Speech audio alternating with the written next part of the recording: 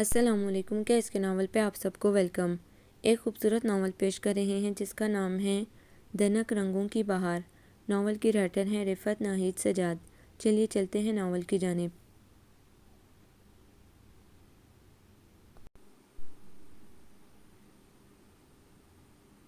آپی کی قسمت کہ جب سے ان کی شادی ہوئی تھی بھائی میاں کی پوسٹنگ مستقل طور پر نان فیملی معیشن کے آ رہی تھی۔ کچھ عرصہ آپی بھائی میاں کے ساتھ میس میں گزارتی، پھر واپس میکے آ کر آباد ہو جاتی۔ بھائی لوگوں کو آپی کا یہ وقفوں سے میکے آباد ہو جانا بڑا کھلتا تھا، تاہم صنم کی خوشی سے باتیں کھل جاتیں۔ آپی اس سے 6 سال بڑی تھی اور 3 سال پہلے ان کی شادی اس وقت ہو گئی تھی جب وہ ایف اے کی زور و شور سے تیاری کر رہی تھی۔ آپی کی جدائی اور وہ بھی عین سالانہ امتحانوں میں سمجھ میں نہیں آتا تھا آپی کے غم میں اشعار کہے یا چمن زار غزل رٹے۔ وہ پیدائش سے آپی کے ساتھ تھی، سردیوں میں ایک ہی کمرے میں اور گرمیوں میں چھت پر چارپائی کی پٹی سے پٹی جوڑ کر سوتے رہے تھے۔ 6 سال کا فرق دیکھنے میں تو بہت لگتا ہے، لیکن ان میں آپس میں بہت دوستی تھی۔ وہ آپی کا نام نہیں لیتی تھی، عمر کا بس یہی لحاظ باقی تھا، ورنہ نام لیے بغیر وہ ان سے زمانے بھر کی باتیں کرتی۔ زمانے کے سارے اسرار و رموز، اونچ نیچ، محفل میں باتیں کرنا، چکن کارن سوپ بنانا، جھوٹے کو گھر تک پہنچانا، نیز سچے اور جھوٹے میں تمیز کرنا، وہ ایسا کون سا ہنر تھا جو آپی کو آتا تھا اور صنم میں منتقل نہیں ہو گیا، سوائے سویٹروں کی بنائی کے۔ آپی نے بلی کی طرح یہ ڈھنگ صنم سے چھپا لیا تھا، ورنہ آپی کی استادی کہاں چلتی۔ ہاں البتہ صنم کو بنے بنائے سویٹر سیزن پر مل جاتے، ایک آدھ مہنگی اون کا، 2 4 سستی کے۔ وہ آدھی رات تک ایسے باتیں کرتی جیسے مدتوں کے بچھڑے ہوئے مل رہے ہیں، جانے وہ کون سی ایسی باتیں تھیں جو ختم نہیں ہو چکتی تھیں۔ دونوں بھائی چڑ جاتے، تم بولتی بہت ہو صنم۔ اور زندگی جب عین بہاروں کے سپنے دیکھ رہی تھی تو امی ابا کو جانے کیا سوجی، انہوں نے کسی فلائٹ لیفٹیننٹ کے پروپوزل بغیر کسی تفصیلی غور و خوض کے قبول کر لیا۔ آپی سے پوچھا گیا اور اسے پتہ تھا کہ پوچھا جائے گا تب بھی ماں باپ منہ کی کھائیں گے، اسے کیا پتہ تھا، وہ جیسے ادار کھائے بیٹھی تھی، جیسے آپ سب کی مرضی امی۔ صنم مارے غصے کے ان سے علیحدہ ہو گئی۔ کیا تھا جو وہ بہانہ کر دیتی، مجھے ابھی پڑھنا ہے یا میں صنم کے بغیر کیسے رہوں گی، ورنہ یہ کہ ابھی کیا جلدی ہے، کم از کم دوسری لڑکیوں سے تو یہی سنتے آئے ہیں۔ لیکن آپی نے سارے ارمانوں پر اوس ڈال دی۔ اس طرح آپی کی شخصیت شیلا عزیز کی بجائے شیلا طاہر ہو گئی۔ پہلی پوسٹنگ ان کی ماری پور میں ہوئی، وہاں میس میں رہائش تھی، لیکن بھائی میاں کے آرڈرز آ گئے اور ان کا تبادلہ سرحد کے کسی دور دراز علاقے میں ہو گیا۔ آپی واپس آ گئیں، لیکن اس گروفر سے نہیں، اجنبی سی، مہمان سی۔ اب وہ صنم سے باتیں ہی نہ کرتی، باتوں سے زیادہ الٹیاں کرنے میں مصروف رہتی۔ اب وقت آ گیا تھا کہ آپی کے سکھائے سبقوں کے پریکٹیکل کرے، لیکن مصیبت یہ تھی کہ کوئی اسے آپی جتنا سمجھدار ماننے پر آمادہ نہیں تھا۔ جہاں اس نے کوئی بات کی اور لوگوں نے ٹانگ لی، تمہیں بڑی پہچان ہے کھرے اور کوٹھے کی، مہا بیوقوف، اور اس سے غصہ آ جاتا، بجائے اس کے کہ آپی کی وجہ سے اس کی شہرت کو کوئی فائدہ پہنچتا، الٹا دن بدن وہ بیوقوف مشہور ہو رہی تھی، اور جو آپی کے قیام کو طوالت مل رہی تھی وہ اتنی وجہ تنازع بنتی جا رہی تھی۔ انہی دنوں بھائی میاں کی پوسٹنگ لوئر 2 پر ہو گئی۔ ان دنوں وہ بی اے کے امتحانوں سے رزلٹ تک مکمل فارغ تھی۔ وہ ابھی آپی کے اگلے گھر کا جغرافیہ سوچنے پر تلی ہوئی تھی کہ بھائی میاں نے فیصلہ سنا دیا، انہیں فلیٹ مل گیا تھا۔ شادی کے فوراً بعد 2 سال فیملی سے دور رہنے کے سبب ترجیح پریورٹی میں ان کو سب سے اوپر رکھا گیا۔ آپی کا جہیز اسی طرح پٹیوں اور ڈبوں میں بند تھا۔ آرمڈ فورسز کے ٹرک انہیں لوڈ کرنے لگے۔ آپی کا چہرہ تمتما رہا تھا، گھر ان کا پہلا گھر ہوگا۔ وہ خوشی خوشی چیزیں منگوا رہی تھیں۔ اچانک بھائی میاں کا اچھوتا آئیڈیا سوجا، ارے ایک بکسہ صنم کا بھی ڈال دو، فارغ ہی ہے، صحت بنا آئے گی۔ صحت بنانے کا تصور اس کے لیے سخت ناپسندیدہ تھا۔ جیسی صحت آپی بنا بیٹھی تھی، ہر طرف گوشت ہی گوشت، ٹھوڑی پر، کمر پر، پیٹ پر، بازوؤں پر، اچھی بلی میٹ مارکیٹ لگتی تھی، اور جانے ان کی بھوک کیسی بےتاب ہو گئی تھی، کبھی بجھتی ہی نہ تھی۔ امی ابا کا داماد نیا تھا، وہ اس کی بات ٹال کر دل برا نہیں کرنا چاہتے تھے، ورنہ شاید ساری زندگی اجازت نہ ملتی۔ صنم تو خود بھی اس طرح نہ جاتی، لیکن وہ اجاز اور شہباز بھائی دونوں کو سبق سکھانا چاہتی تھی، اپنی جدائی کا سبق۔ ان دنوں انہوں نے اسے جی بھر کر بد مزاج مشہور کر دیا تھا۔ اب چوں چرا کرنے کا مطلب تھا کہ روانگی تک ان لوگوں کے لیکچر سنوں۔ اس نے ٹرک پر اپنا سامان بھی چڑھا دیا۔ اجاز شہباز بھائی نے اسے بہت سے پیسے بھی دیے، شاپنگ کرنا، سیریں کرنا، چلو کسی طرح اس کی قدر تو آئی۔ وہ دونوں اداس ہو رہے تھے، لیکن صنم انتقاماً اداسی کا اظہار کرنا نہیں چاہتی تھی۔ ٹرک چلے گئے، آپی وغیرہ کو ریل کار سے جانا تھا۔ گھر سے نکلتے ہی بھائی میاں کے مزاج میں تبدیلی آ گئی۔ ٹرین میں بیٹھتے ہی وہ بالکل مختلف انسان بن گئے۔ وہ آہستہ آہستہ آپی سے پتہ نہیں کیا کہہ رہے تھے کہ آپی کی رنگت دم بدم بدلتی جا رہی تھی، کبھی سفید پھٹک، کبھی پیلی زرد۔ صنم کی گود میں عامر تھا، اس نے اچھل اچھل کر سارے کمپارٹمنٹ کی توجہ حاصل کر لی تھی، لیکن اس کے باپ کو کوئی خاص دلچسپی نہیں لگ رہی تھی۔ جو بسکٹ عامر کے لیے خریدے تھے وہ سارے آپی نے چبا ڈالے۔ وہ شاید باری باری سارا کمپارٹمنٹ کھا جائیں۔ ان کی بھوک ہی بہت بڑھ گئی تھی کہ اچانک پنڈی آ گیا۔ بھائی میاں کے کوئی کورس میٹ اپنی کار لائے تھے، وہی لوور ٹوپا لائے۔ بھائی میاں ان کے ساتھ کہکے لگا رہے تھے۔ آپی کار کے فرش پر نگاہیں گاڑے تھیں اور صنم راستے کی ساری دلکشی جذب کرنا چاہتی تھی۔ ایسے سین تو پرانی فلموں میں ہوتے تھے۔ کار وہاں سے بائیں طرف نیچے اتر گئی، جہاں ایئر کرافٹ زنجیروں میں جکڑا گھڑا تھا۔ حالانکہ اس کی بھاگنے کی کوئی صلاح نہیں ہوگی، پتہ نہیں لوگ اعتبار کرنا کیوں نہیں سیکھ جاتے۔ فلیٹوں کی طرف جانے والا راستہ بڑے سے گراؤنڈ سے گزر کر دوبارہ چڑھائی چڑھ کر فلیٹوں کی طرف جا نکلتا۔ فلیٹوں کے سامنے وادی اور لان تھے، کھلے کھلے سبززار، سارے میں چیڑ کی خوشبو اور جنگلی پودینے کی مہک پھیلی ہوئی تھی۔ بارش ہو کر تھمی تھی اور ایک بڑا سا بندر ایک چھوٹے سے بندر کے سر پر چپت مار رہا تھا۔ نیچے والوں نے چائے بھیجی تھی، اتنے میں چائے سرد ہوتی وہ علاقے کی خبر لے آئی۔ چائے بالکنی میں پی گئی۔ شیشے کی ساری کھڑکیاں کھول کر گھنے گھنے بادل امٹ کر گھر میں گھستے اور ہر چیز کو نم کر جاتے۔ 3-4 دن لوور ٹوپا کے گلیمر ہی میں گزر گئے۔ انہی دنوں اس نے دریافت کر لیا تھا کہ بیٹ مینوں کے کوارٹروں کے پیچھے جو پہاڑ ہے وہ دنیا کی حسین ترین سینری کو چھپائے ہوئے ہیں۔ وہ تنہا اوپر چڑھ جاتی۔ وہاں ایک بڑا سا گراؤنڈ تھا جہاں بآسانی بیڈمنٹن کورٹ بنایا جا سکتا تھا۔ پہاڑوں پر ایسے سیدھے سیدھے میدان جانے کیسے بن جاتے ہیں۔ میدانوں سے ذرا اوپر قدرتی چشمہ تھا۔ پہاڑی نالے کا یہ راستہ موٹے موٹے پتھروں سے اٹا ہوا تھا اور اوپر جا کر پہاڑی زیادہ گھنی اور زیادہ ویران ہو جاتی۔ اس ساری پہاڑی پر قسم قسم کی چڑیاں تھیں، رنگ برنگے پرندے تھے، خوبصورت بادل اور سرسبز پہاڑ تھے، لیکن انسان نام کی کوئی چیز نہ ہونے کی وجہ سے صنم محض 5ویں دن بیزار ہو گئی۔ 5 دن سے متواتر بارش ہو رہی تھی۔ بارش نہ ہوتی تو دھند چھا جاتی اور کچھ نہیں تو آپ ہی اس کے اکیلے اکیلے پہاڑوں پر چڑھنے کے خلاف تھیں۔ اس کا بولے بغیر گزارا نہیں تھا۔ جب تک زبان دن بھر میں 2.5-3 گھنٹہ یہ ورزش نہ کر لیتی وہ بیزار رہتی۔ لوور ٹوپا کی بیشتر بھابیاں نکچڑی تھیں، جن کا کام اوپر والوں یا نیچے والوں کی برائیاں کرنا تھا۔ قریشی تو اپنی بیوی کو فنکشنز پر لے کر نہیں جاتا۔ ہائے بھابی، آپ کو کیا بتاؤں، اتنے بدتمیز بچے، اتنے بدتمیز، دن رات پتہ نہیں کیا چاندی کے ورق کوٹتے ہیں۔ جینا دوبھر ہو گیا۔ بھابی آپ ہمارے اوپر آ جائیں، ان سے بدل لیں۔ آپی پر مکھن پالش کا زیادہ اثر نہیں ہوتا تھا۔ وہ اسی طرح سینڈوچ پر کیچپ انڈیلتے ہلکی سی سستی سے کہتی، نہیں بھابی، اس رخ دھوپ نہیں آتی۔ حالانکہ دھوپ تو سارے لوور ٹوپا میں نہیں آتی تھی۔ صنم کی مرضی مانی جاتی تو کبھی کا شفٹ کر جاتی، کم از کم 2 باتیں ہی کر لیتی۔ مگر اس دن اتفاق سے بیٹ مین کی کھڑکی سے ان کی نظر پڑی۔ ان والی بھابی کا میاں برتن پھینک پھینک کر اڑا رہا تھا۔ برتن بھی جانے کس دھات کے بنے تھے کہ لکڑی کی سیڑھیوں پر خوب ہی ٹھن ٹھن بج رہے تھے۔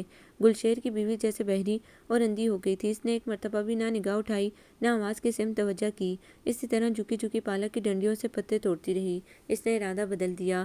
شام میں بھائی آئیں تو آپی سے کہنے لگیں، آپ تو خوش قسمت ہیں بھابی، آپ کے گھر کی بیک نوکروں کی طرف نہیں کھلتی۔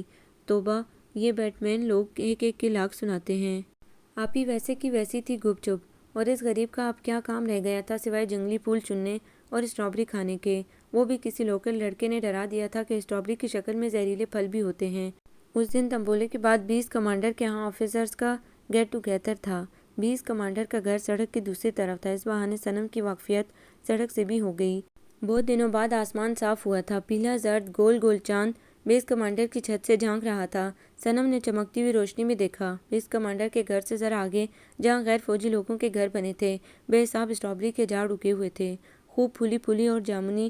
صرف وہ ایسی ڈھلوان پر تھی کہ ہاتھ سے توڑی نہیں جا سکتی تھی۔ اس کی چیلنج آسا طبیعت نے زور مارا۔ عین اس وقت جب بیگم بیس کمانڈر نہایت محبت سے فلائٹ لیفٹیننٹ طاہر کی سالی کے حسن اور زیبائش کی شان میں قصیدہ پڑھ رہی تھی، وہ جھاڑیوں کے جھنڈ گن رہی تھی۔ آپ ہی شرمندہ ہو گئیں۔ ساری عمر کی سکھائی تمیز کا یہ نتیجہ دکھایا تھا صنم بی بی نے۔ وہ مہمان تھی، اسے کچھ کہہ بھی نہ سکیں۔ صبح صبح اسے سڑک پر جانے کی اجازت نہیں تھی۔ وہاں کیڈٹ مشقیں کر رہے تھے اور ورکنگ آورز میں یہ بات پسندیدہ نہیں سمجھی جاتی تھی، اور بھائی میاں ایسی باتوں کی بڑی احتیاط کرتے تھے۔ ناشتے کے بعد اس کی بے چینی آپ ہی سے چھپی نہ رہ سکی۔ وہ پہاڑی نالے کا نام لے کر دوڑی تھی اور سڑک کی بجائے بیٹ مینوں کے کوارٹروں کے پیچھے سے چھپ کر پہاڑی کی چوٹی سے نیچے اترنے کا راستہ ڈھونڈنے لگی۔ کوئی پہاڑی شخص لمبے لمبے ڈگ پھرتا نیچے اترا، وہ اسی کے پیچھے بولی۔ ہائی وے سے نیچے سول لوگوں کے بنگلے تھے۔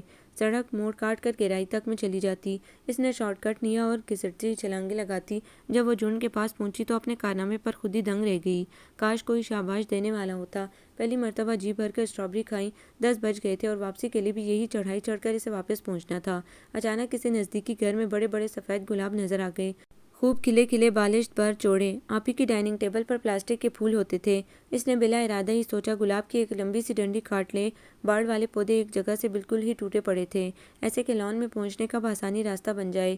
وہ کانٹوں سے کپڑے بچاتی اندر آ گئی، حالانکہ وہ خوب جانتی تھی کہ یہ نہایت بدتمیزی کی بات ہے، لیکن تنہائی اور مہم جوئی مل کر اسے اکسانے لگیں۔ ڈنڈی کو لمبا کاٹنے کے شوق میں اس نے ہاتھوں میں کانٹے چبو لیے، ناخن زخمی کر لیے، بال بکھر گئے، لیکن اس کے ارادے میں فرق نہ آیا۔ گلاب کا پودا پورا جھنجھنا اٹھا۔ یہ آپ کیا کر رہی ہیں؟ بالکل ہی قریب سے آواز سن کر وہ خوفزدہ ہو گئی۔ پھول توڑیں گی یا بوٹا اکھاڑنا ہے؟ پتہ نہیں وہ سنجیدہ تھا کہ طنز کر رہا تھا۔ وہ سیدھی ہو گئی۔ احساس جرم سے وہ پہلے ہی شرمندہ تھی اور شرمندگی مٹانے کو اس پر چڑھ دوڑی۔ آپ کو کیا تکلیف ہے بھائی صاحب؟ بھائی صاحب شاید غصے کے موڈ میں تھے ہی نہیں۔ آپ کے بھلے کو کہہ رہا ہوں، لائیے میں ہی توڑ دیتا ہوں۔ اس کے ہاتھ میں پودوں کی چھانٹی والی بڑی سی کینچی تھی۔ وہ غالباً باڑ کی قطع برید کر رہا تھا، کیونکہ کٹی ہوئی شاخوں کا ایک ڈھیر کونے میں پڑا تھا، اور اتنی دیر سے وہ اتنی مگن تھی اسے احساس ہی نہیں ہوا اس نے اس کی مرضی کی شاخ کاٹی، بلکہ ایک دو پھول اور بھی نکال دیے۔ آپ ہی ٹھیک ہی سوچتی ہیں، اتنی محبت کے باوجود بھی میں بدتمیز کی بدتمیز رہی۔ اس نے چہرے سے کونے کی مدد سے بال ہٹائے اور اسٹرابری سے سنے ہوئے ہاتھ پشت پر باندھ لیے اور مسکرائی۔ بہت بہت شکریہ۔ اب وہ پہاڑی کے راستے نہیں جا سکتی تھی۔ وہ شخص اسے دیکھ رہا تھا اور اس کے سامنے چھلانگیں مارتے اور اچکتے باندھتے ذرا مشکل ہی تھا۔ وہ اپنے گھر کے دروازے تک اس کے ساتھ آیا۔ اچھا جی، آپ کا شکریہ۔ اس نے پھول لینے کے لیے ہاتھ بڑھائے۔ میری غلطی ہے، مجھے آپ سے پوچھ لینا چاہیے تھا پہلے۔ آپ کن تکلفات میں پڑ گئی، چھوڑیے۔ وہ اس کے ساتھ چلتا ہوا سڑک پر نکل آیا۔ وہ خوش اخلاق اور تہذیب یافتہ آدمی تھا، مسکراتا ہنستا بے تکلف سا۔ ہم لوگ یہاں بیس میں رہتے ہیں، میرے بہنوئی فلائٹ لیفٹیننٹ ہیں۔ جی ہم نئے آئے ہیں، یہی کوئی ہفتہ ہوا۔ ابھی تو میں رہوں گی جب تک میرا BA کا رزلٹ نہ آ جائے۔ سنم، میرا نام سنم ہے جی، اور آپ ہی تو مجھے بہت بیوقوف سمجھتی ہیں۔ جب انہیں پتہ چلے گا کہ میں نے ایک اجنبی آدمی سے اتنی باتیں کی ہیں تو وہ مجھ پر بہت خفا ہوں گی، اور پتہ چل گیا کہ آپ سے پھول مانگے ہیں تو بالکل گولی سے اڑا دیں گی۔ کتنے ہی دن بعد سنم کو کوئی بات سننے والا ملا تھا۔ وہ یہ موقع کسی قیمت پر ہاتھ سے جانے نہیں دینا چاہتی تھی۔ ایئر فورس کی گاڑیاں سڑکوں پہ دوڑتی پھر رہی تھیں۔ وہ سڑک کی دوسری طرف ہی ٹھہر گیا۔ سنم نے گلاب پکڑ کر دوڑ لگائی۔ یقینی طور پر بہت دیر ہو گئی تھی۔ آپ اس سخت پریشانی کے عالم میں عامر کو گود میں اٹھائے اس سے اوول گراؤنڈ کے پاس ہی مل گئیں۔ تم بہت لاپرواہ ہو۔ انہوں نے اسے لاوبالی پن سے دوڑتے آتے دیکھا تو خفا ہو گئی۔ مجھے تو تم نے کہا اس پہاڑی پر ہو گلشیر، تمہیں سارے میں تلاش کر آیا۔ یہاں سے خوفناک جنگلی بندر ہوتے ہیں اور چیتے۔ اوف آپی، وہ چڑ گئی۔ اب میں اتنی چھوٹی ہوں نا کہ مجھے شیر چیتوں سے ڈرایا جائے۔ حرکتیں تمہاری اس سے بھی زیادہ ہیں۔ تھی کہاں؟ سڑک کے دوسری طرف بیس کمانڈر۔ کیا؟ آپی چلا اٹھیں۔ تم بلا وجہ ان کے گھر چلی گئی؟ نہیں، میں پھول لینے گئی تھی۔ یعنی تم بیس کمانڈر صاحب کے لان سے یہ گلاب توڑ لائی ہو؟ ایک تو آپی کی یہ عادت کمال تھی، خود ہی سوال خود ہی جواب۔ آپ تو میری بات ہی نہیں سن رہی۔ ان کے کھانے کا کمرہ باہر کے رخ کھلتا تھا۔ اس نے بڑی ہنرمندی سے بڑا سفید گلاب اور کلی پن ہولڈر میں لٹکا کر گلدان کھڑکی کے رخ رکھ دیا۔ کتنی دیر وہ مختلف زاویوں سے پرکھتی رہی، فالتو پتے نوچتی رہی، پھر ہر طرح سے مطمئن ہو کر اس نے گلاس بھر پانی گلدان میں ڈالا اور گیلے بالوں کو خشک کرتی سکون سے واپس آ گئی۔ 2-3 دن یہ گلاب ان کی کھڑکی میں اسی طرح کھلا بہار دکھاتا رہا۔ اس میں خوشبو تو نہیں تھی، لیکن حسن اور پاکیزگی تھی۔ یوں تو آپ ہی بہت خفا ہوئی تھی، لیکن گلاب کا پانی ہر روز صبح اٹھ کر بدلنا نہ بھولتی۔ یہ ان کے اولین گھر کی اولین بہار تھی۔ پھر آہستہ آہستہ گھر میں چیزوں کا اضافہ ہوتا جاتا ہے، پھول پتوں کا بھی اور لوگوں کا بھی، لیکن یہ سفید ننھی سی منہ بند کلی، ایک قد کھلا اور ایک پورا کھلا گلاب ان کے گھر کی واحد ڈیکوریشن تھا۔ آہستہ آہستہ لکڑیوں کی پٹیوں کے میخ اکھڑنے لگے اور چیزیں نکل نکل کر دیواروں پر لٹک گئیں۔ سفید گلاب کے کنارے بھورے ہونا شروع ہو گئے تھے اور آپی کی شدید حفاظت کے باوجود مرجھا ہی گیا۔ آپی نے محلے والیوں سے پوچھنا شروع کیا، بھائی آپ گملے کہاں سے خریدتی ہیں؟ ہائے بھابھی، نیچے والی کہتی، ظفر کو اتنا شوق ہے، ہم ٹیکسلا سے خاص طور پر جا کر لاتے ہیں۔ سنم نے شکر کیا، ان سے کیا بعید تھا، وہ کہہ دیتی ہم گملے فرانس سے منگواتے ہیں۔ آپی آپ فکر نہ کریں، کہیں سے تو گملے ملتے ہوں گے۔ اگلے روز اس نے گلے میں دوپٹہ ڈال کے امی کے بقول لاہور ٹوپا شہر کے نواح میں گھومتے گزارا۔ وہاں باسی سبزی کی ایک دکان تھی، ایک سائیکل مرمت کرنے کی، ایک بیکری کے نام پر ڈبہ اور پلاسٹک کی میلی میلی بوتلوں میں نمک مرچ اور بس۔ تیسرے روز وہ اور آپی لاہور ٹوپا کی ساری بھابھیوں سے خالی ڈبے مانگتی پھریں۔ گلشیر نے ڈبوں میں مٹی بھری اور سنم نے ان کی باہر کی آرائش کی۔ اب سوال تھا پودوں کا۔ چوتھے دن وہ تواتر سے گھر کی بیل بجا رہی تھی۔ یا تو وہ بہت جلدی میں تھی یا اندر سے نکلنے والوں کو کوئی جلدی نہیں تھی۔ چوتھی پانچویں بیل پر جو چلائی ہوئے شخص نے دروازہ کھولا وہ وہی تھا۔ آنٹی ہیں جی؟ آنٹی؟ وہ سوچ میں پڑ گیا۔ ہوں گی تو صحیح، لیکن فی الحال اس گھر میں نہیں آتی۔ اوہ، آپ نے شاید مجھے پہچانا نہیں۔ وہ خجل سی ہوئی، اس نے کون سا یاد رکھنے والی بات کی تھی؟ میں پہچانتا ہوں، فرمائیے۔ وہ اسی طرح دروازے میں ڈٹا تھا اور ہمتاً سوال، آپ کے باغ سے کچھ؟ اگر اسی حساب سے پھول توڑے جائیں تو اول تو یہ گھر ہی میرا نہیں۔ کل کلاں کو مالکہ آ گئی اور فرض کیا اس نے پھول گن رکھے ہوئے تو؟ صنم کو بہت ناگوار گزرا۔ غالباً وہ اسے پیشہ ور پھول چرانے والی سمجھ رہا تھا، تبھی دروازے میں یوں پانس کی طرح اٹک گیا تھا۔ مجھے صرف ایک دو جڑیں چاہیے تھی اور دو تین کلمے، وہ بھی صرف آپ کی اجازت سے۔ وہ واپس ہونے لگی۔ اچھا رکیے تو صحیح۔ اس نے ناراض ہو کر جاتا دیکھا۔ میں نے انکار تو نہیں کیا۔ وہ پسیج کے راستے سے لان کی طرف چلا۔ خوددار لوگ اچھے ہوتے ہیں، لیکن بد مزاجی اور خودداری میں ایک بال برابر فرق رکھ لینا چاہیے۔ وہ لوہے والی لان چیئر پر سکون سے بیٹھ گئی۔ پسند کیجیے، میں کاٹ دیتا ہوں۔ آپ پہلے کپڑے کی دکان کرتے تھے۔ وہ اس کے پیچھے تو آ گئی تھی، لیکن اس نے دیکھا کہ اس کا غصہ ابھی ٹھنڈا نہیں ہوا تھا۔ وہ پھاٹک کی طرف پلٹ رہی تھی کہ اس نے کینچی سے ایک قلم کاٹ لی۔ یہ آنکھ ہوتی ہے۔ اس نے سبز ٹہنی پر ایک نشان دکھایا، اور اس کو یوں گاڑنا ہے۔ یوں کیسے بھلا؟ میں سمجھ گئی۔ اس میں استعمال شدہ چائے کی پتی ڈالا کیجیے۔ مجھے پتہ ہے میرے ملتان والے گھر میں اتنے گلاب ہیں، اتنے گلاب کہ آپ نے کبھی اکٹھے دیکھے نہیں ہوں گے۔ ایسا پیلا نہیں، اصلی پیلا۔ ایسا جامنی نہیں، اصلی جامنی، سمجھے آپ؟ سمجھ گیا۔ وہ کینچی چھوڑ کر مسکرانے لگا۔ آپ اس قدر نکچڑی کیوں ہیں؟ اس کے برعکس دنیا کا خیال ہے کہ میں ذرا بھی نکچڑی نہیں ہوں۔ اس نے ڈٹھائی سے جھوٹ بولا۔ اور اس دنیا میں کون کون شامل ہے جو آپ کی دنیا میں شامل نہیں؟ اس نے پھر چڑچڑے پن کا مظاہرہ کیا۔ تو ہمیں بھی اپنی دنیا میں شامل کر لیجیے۔ جی؟ وہ اس کی جرأت پر دنگ رہ گئی۔ یہ فلرٹ آپ ان حقیر کلموں کے عوض فرما رہے ہیں شاید۔ اس نے کلمے اس کی طرف اچھال کر دوڑ لگا دی۔ صحیح کہتے ہیں لوگ، زیادہ بولنا اسی طرح نقصان دیتا ہے۔ چڑھائی پر تیز تیز چڑھنے سے اس کا سانس پھول گیا۔ کتنی ہی دیر اسے لگتا رہا کہ اس کے دوڑتے قدموں کے پیچھے کسی اور کی چھاپ ہے۔ وہ تیز قدم اٹھانے لگتی، پلٹ کر دیکھتی تو کوئی بھی نہیں۔ شاید یہ پہاڑوں کی بازگشت تھی۔ ایئر کرافٹ کے سامنے سے مڑتے ہوئے سے خیال آیا اس نے اسے دوڑ لگاتے ضرور دیکھا ہوگا۔ پھر غلطی ہو گئی۔ آپ ہی سے وہ کہہ کر آئی تھی، نیچے ڈھلوان میں خوب بڑے بڑے پھول لگے ہیں، کسی کی ملکیت نہیں، میں توڑ کر لاتی ہوں۔ اب بے شمار سوالوں کے نرغے میں گری جان بچانی مشکل ہو رہی تھی۔ پھر اس کے ساتھ پے در پہ اتفاقات ہونا شروع ہو گئے۔ یوں لگتا تھا مری کی ہر دکان پر، ہر درخت پر جیسے وہی اگ آیا ہے۔ وہ جہاں جاتی اس کے سامنے ٹکراتا۔ بھائی میاں انہیں چائے پلوانے لنٹوٹس لے گئے تھے۔ عامر نے ہوٹل کی چھت سر پر اٹھا رکھی تھی اور بھائی میاں ہوٹل میں بدمزگی کے خیال سے بڑبڑا رہے تھے۔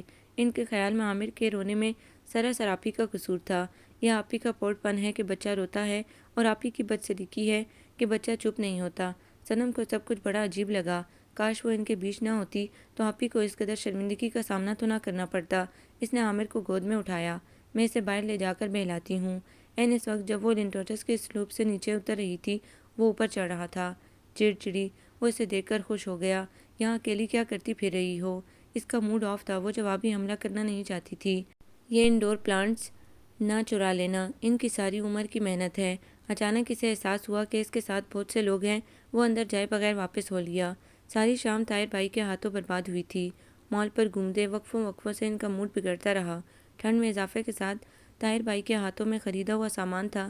صنم نے عامر کو اٹھا رکھا تھا اور وہ ان سے آگے آگے لمبے لمبے قدم بڑھاتے مری کے غلیظ کیڑوں کو پیروں سے رونتے جا رہے تھے۔ آپی صابر بیویوں کی طرح پیچھے پیچھے لڑکتی ان کی بڑبڑ سنتی چلی جا رہی تھیں۔ صبح بھائی میاں کا موڈ ایک دم خوشگوار ہو گیا۔ وہ صنم سے کشمیر پوائنٹ کا پروگرام بنانے لگے۔ پانی کا ٹینک دیکھیں گے، بچوں کا پارک دیکھیں گے اور لمبی واک کریں گے۔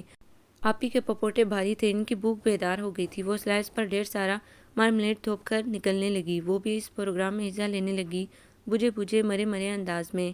جب وہ ڈاک خانے سے واک کرنے کے لیے کشمیر پوائنٹ پر چڑھ رہے تھے تو وہ ڈاک خانے کی سیڑھیوں سے اترتا دکھائی دیا۔ اس کے ہاتھ میں لفافے تھے۔ ان دونوں کی نظریں ملیں۔ ایک لہجے کو اس کی آنکھیں چمکی۔ وہ کوئی فقرہ اچھالنا چاہ رہا تھا، لیکن اس کے ساتھ اتنا بڑا گروپ دیکھ کر چپ ہو گیا۔ فلائنگ افسر راشد کی فیملی، اسکواڈرن لیڈر خالق کے بچے، رحمت خان کے بہن بھائی۔ تیسری مرتبہ اس نے مرحبا کے سامنے والے فاؤنٹین سے کاغذ کے گلاس میں گرم کافی پیتے دیکھا۔ وہ ہینڈی کرافٹ سے کچھ دیکھ رہا تھا۔ سڑک پار کر کے ان کے پاس ہی آ گیا۔ ہیلو، صنم کے ساتھ رانا کاظم تھی، فلائٹ لیفٹیننٹ کاظم کی بیٹی۔ آپ بڑے مہذب آدمی ہیں، خواتین کا پیچھا کرنے کے علاوہ بھی کچھ کرتے ہیں۔ اس نے اپنی انگلیوں کو کافی کے ہاتھ پر سختی سے قائم رکھا۔ ارے بی بی، یہ مری ہے، یہاں لوگوں کو ہمیشہ خوش فہمی رہتی ہے کہ ہمارا پیچھا کیا جا رہا ہے، اس کا جغرافیہ ہی ایسا ہے، یہاں لوگ بار بار ٹکراتے ہیں۔ علاوہ ازیں میں اپنی کزن کو دیکھ کر کزن کون کزن وہ چمک کر بولی، ارے یہ تم لوگ کیسی باتیں کر رہے ہو؟ رینا دونوں کو باری باری دیکھ کر بھی کسی نتیجے پر نہ پہنچ سکی۔ پلیز ارسلان بھائی، صنم شرمندہ ہو گئی، وہ تھی ہی آئینے کی طرح شفاف اور اجلی، ابھی دھبا پڑا ابھی میل آیا، پھر وہی چمکدار کی چمکدار، شفاف کی شفاف۔ وہ مرحبا، میں ان دونوں کے ساتھ جیمبی جیمبی سی چائے پینے بیٹھ گئی۔ وہ اپنے ماضی کے حوالے سے پچھلی باتیں کر رہے تھے، کبھی وہ صنم پر کوئی فقرہ اچھال دیتا۔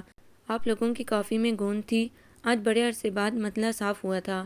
وہاں سے کوئی جواب نہ ملتا تو رانا سے ڈی آئی خان کی باتیں کرنے لگتا۔ رانا لوگ ڈی آئی خان جانے ہی والے تھے، بس ان کی پوسٹنگ آ گئی تھی، 2 ہفتے بعد انہیں وہاں جوائن کرنا تھا۔ پھر اس کی زبان کھجلاتی تو صنم کی طرف آ جاتا، آپ آج لشکر کشی کے لیے نہیں نکلی؟ کبھی صنم مناسب سمجھتی تھی دو بدو لڑنا، کبھی وہ ایک چپ سو ہرائے پر اتر آتی، حتیٰ کہ رانا کو حیران و پریشان چھوڑ کر محفل تر پتر کرنی پڑی۔ پھر ایک دفعہ اس نے صنم کو اس کی پسندیدہ جگہ پر دیکھا، وہ اپنے گھر کی کھڑکی سے اسے دیکھ سکتا تھا۔ وہ زمین سے کچھ چن رہی تھی، بار بار جھکتی پھر سیدھی ہو کر تلاش شروع کر دیتی۔ کافی دیر وہ ارادے بناتا اور توڑتا رہا، آخر فیصلے کے ایک لمحے میں صنم نے اسے اپنے روبرو پایا۔ آپ زرد گلاب تلاش کر رہی ہیں، وہ مری میں نہیں ہوتے، میں پودینہ تلاش کر رہی ہوں، میری آپی چٹنی بڑی اچھی بناتی ہیں۔ اس نے چٹنی کے لفظ پر زور دیا۔ اچھا، اس کی بدتمیزی کی رگ پھڑکی، میں لنچ پر مدعو ہوں یا وہ میری بھی چٹنی بنا ڈالیں گی؟ خوش فہم ہوں کہ بل گرتے ہیں، کسی کے گھر کھانا کھانا خوش فہمی ہے؟ چلیے ہم آج آپ کو خوش فہم بنائے دیتے ہیں، آپ کو بڑی شاندار چائے پلواؤں گا، مجھے کسی نے سلیٹ سے بھجوائی ہے، ابھی تک میں نے بھی نہیں پی، افتتاح آپ کے ہاتھ سے ہی کروا لیتے ہیں۔ اس نے نیچے جھک کر پودینے سے دونوں ہاتھ بھر لیے۔ آپ تجربے مہمانوں پر کرتے ہیں اور بغیر پیے شاندار ہونے کی ضمانت بھی دیتے ہیں۔ آپ شاندار کی بات کرتی ہیں، ہم تو بغیر پیے مدہوش بھی ہو جاتے ہیں اور لڑکیوں سے مکالمہ بازی شروع کر دیتے ہیں، میری یہ مجال اور چائے۔ اس نے اسے قدم بڑھاتے دیکھا تو پوچھ بیٹھا، پھر کبھی سہی۔ وہ یوں ہی ڈال کر سہج سہج اترتی ہوئی نیچے چلی گئی۔ اسے پتہ تھا تھوڑی سی دیر اور ہوئی تو گلشیر سر پر موجود ہوگا۔ ایک دفعہ اس نے اسمتھ کی نچلی طرف والے جنرل اسٹورز پر جا لیا۔ وہ آپی کی دی ہوئی لسٹ سے عامر کے لیے خریداری کر رہی تھی، nappy rash, oil powder, baby pink, 1 round needle. وہ جو کچھ خریدتی جا رہی تھی اس پر ٹک مارتی جا رہی تھی۔ اچانک اس نے محسوس کیا کوئی جتا دینے والے انداز میں نزدیک آیا، کاؤنٹر پر کونیاں ٹکائیں۔ جیلیٹ 2 کا پیکٹ چاہیے؟ صنم نے آواز کی سمت دیکھا، شک کی کوئی گنجائش نہیں رہی تھی۔ او آپ، وہ حیرت زدہ رہ گیا۔ بیبی ڈانگ دی سائز بس سال سوا سال کے بچے کے لیے ہو؟ جی ہاں۔ اس نے الٹ پلٹ کر ادھر ادھر سے دیکھا۔ بل بنا دیجیے۔ ادائیگی کر کے وہ باہر نکلی تو وہ بھی ساتھ ساتھ تھا۔ آج پھر کبھی ہے؟ کیا مطلب؟ وہ اپنا بنڈل اٹھائے اترائی سے اترتی، لوئر مال کی سڑک لے رہی تھی، اسے اڈے سے پک اپ پکڑنی تھی۔ جب بچوں سے جھوٹا وعدہ کیا جاتا ہے نا کہ تمہیں کل لے دیں گے، پھر وہ 100 دفعہ پوچھتے ہیں کہ آج کل ہے، لائیے میں آپ کا بوجھ اٹھا لوں۔ جی نہیں شکریہ، یہ تو آپ اتفاقاً مل گئے ہیں، ورنہ اپنا بوجھ مجھے خود ہی اٹھانا تھا۔ اب تو یہ اتفاق ہوتا ہی رہا کرے گا، تکلف نہ کیجیے۔ اس نے دونوں ہاتھ پھیلا دیے۔ صنم ٹھٹک گئی، مجھے پہلے ہی شبہ تھا کہ کیا آپ کا تعاقب کیا جا رہا ہے۔ وہ چڑ گیا، لڑکیاں کتنی فضول ہوتی ہیں، ان کے گمان میں ہر وقت ان کا تعاقب کیا جاتا ہے، کوئی ان کے پیچھے آتا ہے، ان کے عشق میں گرفتار ہو کر پاگل خانے چلا جاتا ہے۔ دنیا اتنی ہی تو فارغ ہے۔ اس نے اسے شاپنگ بیگ چھین لیا۔ آپ کو عشق کا بڑا تجربہ ہے؟ نہیں، اعتبار کرو یہ پہلی دفعہ ہے۔ اس کے منہ سے پھسل گیا۔ ہائے، وہ ششدر سی رہ گئی۔ آپ تو سچ مچ پاگل ہیں، اگر میرے بہنوئی نے دیکھ لیا تو آپ کو شوٹ کر دیں گے۔ وہ یہاں سے نہیں دیکھ سکتے، کشمیر پوائنٹ سے گارڈ روم نظر آتا ہے، لیکن آپ لوگوں کا گھر نہیں۔ میں نے خود دوربین سے ڈھونڈا ہے، اور کیا وہ ظالم سماج قسم کی چیز ہے؟ پرس کو بازو میں دبوچے اس کے قدم سست پڑنے لگے، حتیٰ کہ ارسلان کو شبہ گزرا کہ وہ اس کے ساتھ قدم ملا کر چلنے سے کترا رہی ہے۔ لوہر ٹوپا جانے والی پک اپ کا کنڈکٹر حلق کے پورے زور سے چلا رہا تھا، ایک سواری، ایک سواری، صرف ایک سواری۔ وہ کیچڑ سے بچ بچ کر چلتی پک اپ تک پہنچی تو آخری سواری اس میں بیٹھ چکی تھی۔ دوسری پک اپ قطار میں لائی گئی تو فرنٹ سیٹ پر پہلے ہی ڈرائیور کا رشتہ دار بیٹھا تھا۔ وہ عاجز آ کر واپس وہیں آ کھڑی ہوئی جہاں ارسلان اس کے پیکٹ ایک چبوترے پر رکھے اس کے ناکام ارادوں پر مزے لے رہا تھا۔ خدا کرے آج لوہر ٹوپا کی ساری ویگنیں بھر جائیں۔ اس کا منہ رنگا گیا کوؤں کے کوسنوں سے۔ وہ دفتن چپ ہو گئی، بارش کا بہت موٹا قطرہ اس کی ناک پر گرا۔ آپی تو صبح بھی کہہ رہی تھی موسم کا کوئی بھروسہ نہیں۔ اسی نے ضد کی، اس نے پریشانی سے آسمان کی طرف دیکھا، ساری ویگنیں، سارے درخت اور تمام مناظر کثیف دھند کی لپیٹ میں آ گئے تھے۔ سردی کی کپکپاتی لہر اٹھی اور اسے یخ کر گئی۔ اے ابر گرم، وہ صاف شرارت کے موڈ میں تھا۔ آج ساری دعاؤں کی قبولیت کی گھڑی ہے۔ وہ بارش کی تیز بوچھاڑ سے بچنے کے لیے دکانوں کے چھجے کے نیچے آ گئے۔ پکوڑوں کی کڑھائیوں سے آگ کی گرمی اور کھولتے تیل کا دھواں بڑا حرارت بخش لگ رہا تھا۔ شاید اسی لیے بیشتر بارش سے بچنے والے وہیں کھڑے تھے۔ صنم کے چہرے پر ایک رنگ آ رہا تھا، ایک رنگ جا رہا تھا۔ وہ بڑے اطمینان سے اس کا جائزہ لے رہا تھا۔ کیا ہوا؟ پریشان ہو؟ پانی سے کیا ہوتا ہے؟ بارش رکنے کا انتظار کرنا ہی ہوگا۔ ہاں، یہ تو وہ بھی جانتی تھی۔ اس کا چہرہ بارش نے گیلا کر دیا تھا۔ چاہتا دونوں میں سے کسی کے پاس نہیں تھا، اور اس قسم کی خلقت میں اس کو اتنی بھی ہمت نہیں تھی کہ بارش میں بھیگتی ہوئی چلی جائے۔ اس نے دونوں ہاتھ چہرے پر پھیر کر پانی پونچھا۔ دعا مانگ رہی ہو؟ بیکار ہے، آج میرا دن ہے۔ وہ قدرت کی مہربانی پر چونچال ہو رہا تھا۔ بارش کی تیز بوچھاڑ آئی۔ جتنے اونچے باہر بارش میں اٹکیلیاں کر رہے تھے، مصنوعی چیخیں مارتے، جوتوں سے کیچڑ اڑاتے اندر آ گئے۔ اندر کا پرسکون سما ایک دم تبدیل ہو گیا۔ مری سیزن پر تھا، اور سیزن میں ہر اوباش لفنگا مری آ جاتا۔ ارسلان کچھ بے چین سا ہونے لگا۔ اس نے دائیں بائیں دیکھا۔ میرے خیال میں کہیں اور بیٹھتے ہیں۔ وہ 2-3 دکانیں چھوڑ کر سن بیم میں آ گئے۔ ریسٹورنٹ کا ڈیک رفیع کے بولے بسرے نغمے سنا رہا تھا۔ رات بھر کا ہے مہمان اندھیرا، کس کے روکے رکا ہے سویرا۔ باہر بارش موسلا دھار برس رہی تھی۔ وہ دونوں ہاتھ اپنی گود میں دھرے بڑی تشویش سے چھاتا تانے لوگوں کو ادھر سے ادھر بھاگتا دیکھتی رہی۔ وہ شدید فکر مند تھی اور سرتاپا پریشانی میں غرق۔ اس نے کبھی سوچا بھی نہیں تھا کہ صورتحال اچانک یہ رخ اختیار کر لے گی۔ وہ اپنے ابا اعجاز شہباز بھائی کسی کو مایوس نہیں کرنا چاہتی تھی۔ اس کو یہاں کسی نے بھی دیکھ لیا تو عمر بھر کی پارسائی کا اعتبار نہ کرے گا۔ دونوں کی چائے ٹھنڈی ہو رہی تھی۔ وہ اسے بڑے سکون سے دیکھ رہا تھا۔ اسے بھی پتا تھا یہ نصیب کی گھڑیاں ہیں، جانے پھر قسمت اتنی مہلت دے نہ دے۔ نظر ملنے پر وہ سرخ ہو جاتی۔ وہ جانتا تھا کہ اسی کی وجہ سے وہ بائیں طرف نظریں گاڑے ہوئے ہے۔ دیوانہ مستانہ ہوا دل جانے کہاں ہو کے بہار آئی۔ بارش ہلکی ہو گئی ہے، اب اٹھنا چاہیے۔ آپ اٹھیں گی تو پھر تیز ہو جائے گی۔ وہ مسکرا رہا تھا، اسے ڈرا رہا تھا۔ یہ کوئی فلمی سین نہیں ہے۔ فلمی سین کیا ہوتے ہیں؟ جب واردات کسی اور پر گزرتی ہے تو فلمی لگتی ہے، وہی سچویشن اپنے اوپر آتی ہے تو ہم کہتے ہیں معجزہ ہو گیا، دعاؤں کے مقبول ہونے کا دن۔ اچھا بابا اچھا، دیتا ہوں بل، اب یہاں لڑنے نہ بیٹھ جانا۔ سن بیم سے باہر نکل کر اسے پتہ چلا کہ یہ اس کا تصور تھا، ورنہ بارش اسی طرح ہو رہی تھی۔ موسلا دھار بادلوں کے گول پھیل اور سمٹ رہے تھے۔ وہ اس سے ایک قدم آگے تھا اور وہ اس کے قدموں کے نشان پر پاؤں جماتی بے سوچے سمجھے چلی جا رہی تھی۔ وہ اس کو گائیڈ کر رہا تھا۔ کیچڑ سے بچ کر دیکھو، سلپ نہ ہو جانا۔ آگے آ کر اس نے مسٹرڈ گاڑی کا لاک کھولا، اس کا سامان پچھلی سیٹ پر پھینکا، اس کی طرف والا دروازہ کھول کر اپنی سیٹ پر جا بیٹھا۔ کیا مطلب؟ وہ ابھی تک صورتحال سمجھ نہ پائی تھی۔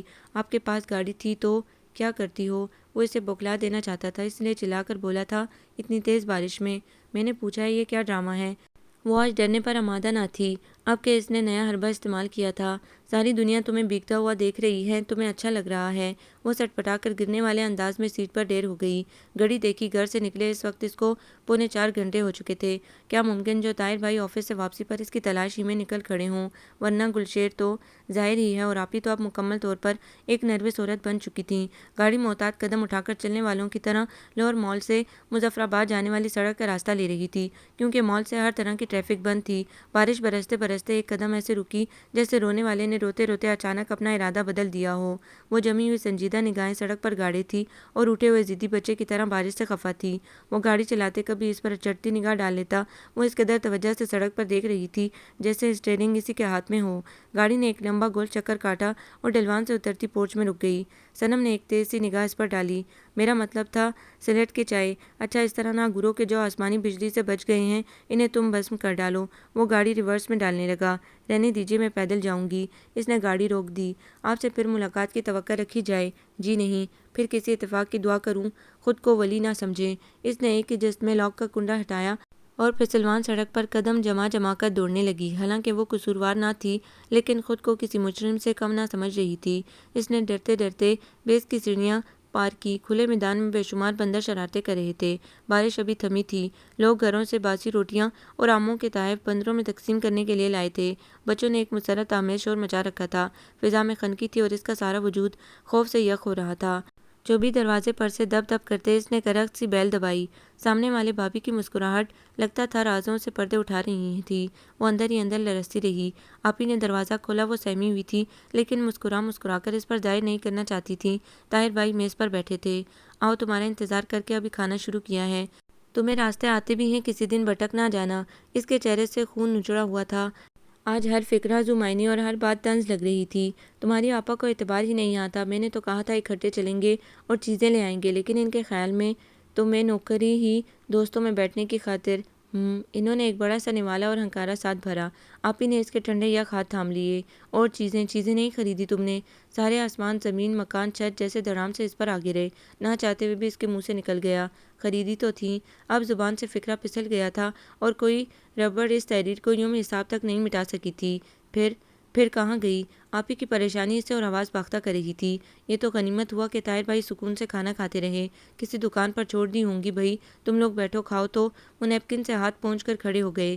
جی دکان پر۔ وہ غیبی امداد سے سہارا لے کر بولنے لگی۔ شام کو سب چلیں گے، چائے پئیں گے، سامان بھی اٹھا لائیں گے۔ وہ غسل خانے کے دروازے کے پیچھے بند ہو گئے اور اس کے اعصاب کو لرزانے کے لیے ایک اور خبر چھوڑ گئے۔ ہم لوگ بوربن جا رہے ہیں، تیار رہنا، واپسی پر مری۔ ان کی ادھوری بات لکڑی کی سیڑھیوں کی نظر ہو گئی۔ اس کی طبیعت بوجھل تھی۔ وہ رضائی سر تک تان کر ایسی دعا یاد کرنے لگی کہ طاہر بھائی خیریت سے بھی رہیں اور رات کو واپس بھی نہ آئیں۔ یا خدا بھائی میاں، یا خدا بھائی میاں۔ آپی کو اس پر شبہ تھا یا کوئی پریشانی تھی کہ وہ اس کے پیچھے ہی آ گئیں۔ لیٹ کیوں گئی ہو؟ کھانا نہیں کھاؤ گی؟ پہلے تو اس نے سوچا آپی کو سچ بتا دے، مگر اس میں ایک اندیشہ تھا، اگر انہوں نے سب کچھ یوں ہی روانی میں کسی اور سے کہہ دیا تو رسوائی ہوگی۔ وہ کچھ نہ کرتے ہوئے بھی مجرموں کے کٹہرے میں آ کھڑی ہوئی تھی۔ بھوک نہیں ہے، سردی لگ رہی ہے، بارش میں بھیگی تھی۔ سوالوں کی بارش اب بھی اس کے سر پر برس رہی تھی۔ اب تو بھیجا بابا، آئندہ کبھی اکیلا جو بھیجوں۔ میری توبہ، میں نے تو 2 نفل مانے تھے، بارش بھی تو ایسی تھی۔ وہ کھانا کھا کر نفل پڑھنے کے لیے چلی گئیں۔ یا خدا، یا کوئی ایسی سبیل کر۔ آج رات بھائی میاں، وقت اتنی سستی اور کائلی سے گزرا۔ وہ صنم کے لرزنے سے بے پرواہ تھا۔ 7 بجے طاہر بھائی واپس آئے۔ وہ اس وقت تک کانپ رہی تھی۔ چلو، انہوں نے لاپرواہی سے کہا۔ اب اتنی رات کو؟ کیا ہوا رات کو؟ آج کل تو مری 9-10 بجے تک کھلا رہتا ہے۔ میں ابھی وہیں سے ہی آ رہا ہوں۔ عامر کو ٹھنڈ لگ جائے گی، وہ منمنائی۔ تم نے جانا ہی نہیں تھا میرے ساتھ، خواہ مخواہ میرا پروگرام بھی خراب کر دیا۔ وہ دانت پیس کر بول رہے تھے تاکہ آواز آہستہ نکلے یا صنم نہ سن لے۔ میں جا رہا ہوں واپس، جاؤ اس سے پوچھ کر آؤ کون سی دکان پر چھوڑا ہے۔ آپ ہی اسے آوازیں دے دے کر واپس ہو گئیں۔ سوتے کو جگانا آسان، جاگتے کو کون جگائے۔ اس کی طبیعت خراب تھی، وہ سو گئی ہے۔ طاہر بھائی دھیمے سے کچھ بڑبڑائے۔ پیسہ اور کچھ لٹاؤ قسم کے الفاظ اس کی سمجھ میں آئے۔ پھر وہ واپس آ گئے۔ صبح ہی صبح وہ شرمسار اٹھی۔ یہ پہلا موقع تھا جب اس نے بلا وجہ جھوٹ بولا تھا، اور یہ پہلی رات تھی جب اسے نیند نہیں آئی تھی۔ ناشتہ کر کے اس نے بالوں میں برش پھیرا، جوتے کا بکل لگایا۔ آپ ہی، میں آپ کا سامان لے آتی ہوں۔ ٹھہرو، میں تمہارے ساتھ چلوں گی۔ صنم کے پیروں سے زمین کھسکی، اس کا رنگ اڑ گیا تھا، لیکن آپی نے نہیں دیکھا، کیونکہ آپی کی تیاریوں کے دوران ہی عامر نے لٹ لگا کر رونا شروع کر دیا تھا۔ آپی نے اسے بتیرا بہلایا پھسلایا، گریپ واٹر دیا۔ صنم کے اپنے ہاتھ پاؤں پھول گئے تھے، جانے بیچارے کے پیٹ میں کیسا درد ہوا تھا۔ پڑوسن بھابی نے بھی نسخے آزمائے، کبھی کالا نمک چٹایا، کبھی بڑی الائچی کا پانی۔ 8 گھنٹے بعد کہیں وہ تھک کر سویا۔ آپی اس کے ساتھ ہی لیٹ گئیں۔ رات بھی یہ بے چین رہا ہے، میرا خیال ہے تم خود ہو آؤ۔ گلشیر کو بھیجتی جانا، اور ہاں سنو، انہوں نے اپنی عادت کے خلاف اسے جاتے جاتے آواز دی، رانا فارغ ہو تو اس کو ساتھ لے جانا۔ اسے پتہ تھا وہمی آپی کا، وہ اسے کبھی تنہا جانے نہ دیتی، لیکن وہ چیزوں کے سلسلے میں خوفزدہ بھی لگ رہی تھیں۔ چکر کھاتی چکنی سڑک پر اس نے خود سے تہیہ کیا کہ یہ آخری بیوقوفی ہے، اس کے بعد سے کوئی حماقت سرزد نہیں ہوگی۔ ابھی اس نے بیل کی طرف ہاتھ بڑھایا ہی تھا کہ دروازہ کھل گیا۔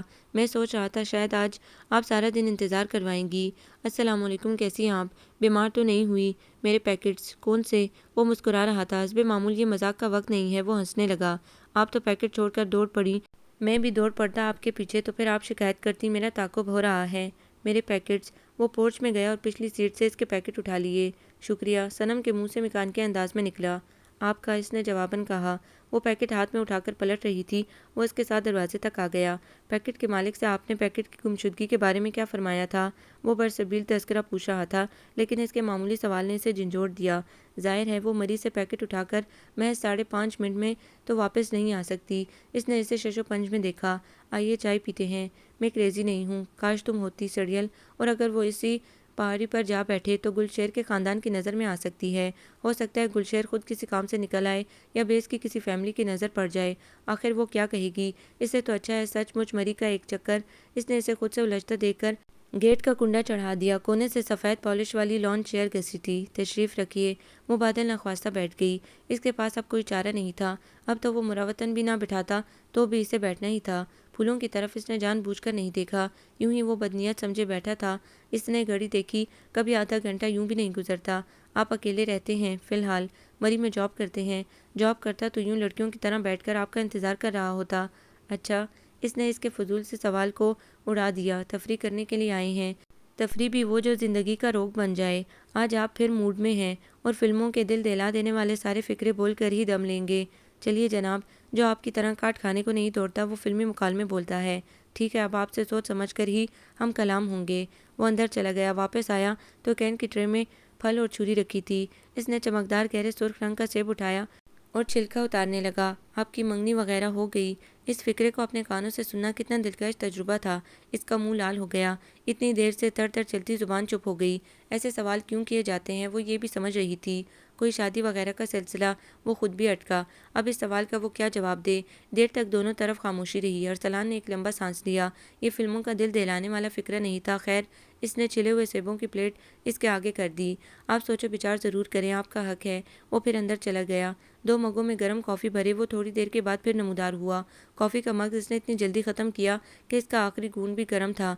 वो बारी बारी घड़ी भी देख रही थी और बैठी भी थी और इसके किसी सवाल के जवाब भी नहीं दे रही थी। इसी तरह वो घड़ी देखते देखते उठ खड़ी हुई। अब इसके चेहरे पर इत्मीनान ही इत्मीनान था। अच्छा जी।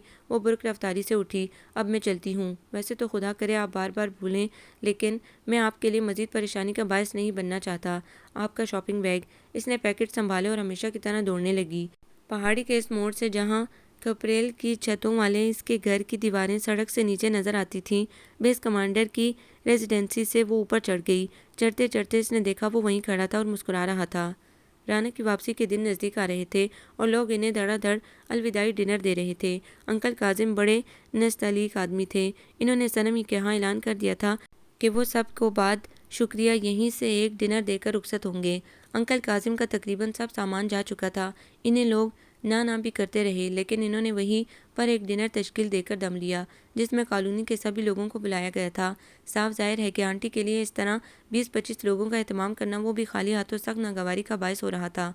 राना ने अपनी माँ की परेशानी कम करने के लिए सुबह ही से सनम को बुला लिया था। खाना तकरीबन सारा पका पकाया आया। क्रॉकरी पास पड़ोस वालों ने उजलत में दी। जल्दी जल्दी करो करके अंकल ने अलग हाथ पांव फुला दिए। सूती कपड़े से वो प्लेटें भी खुश कर रही थी।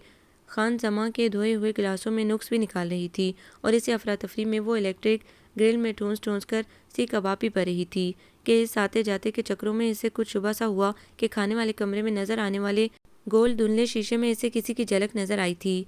इसका जी चाहा कि फौरी काम के बहाने अभी खाने वाले कमरे में जाए, ज़रा कंफर्म करके तो आए।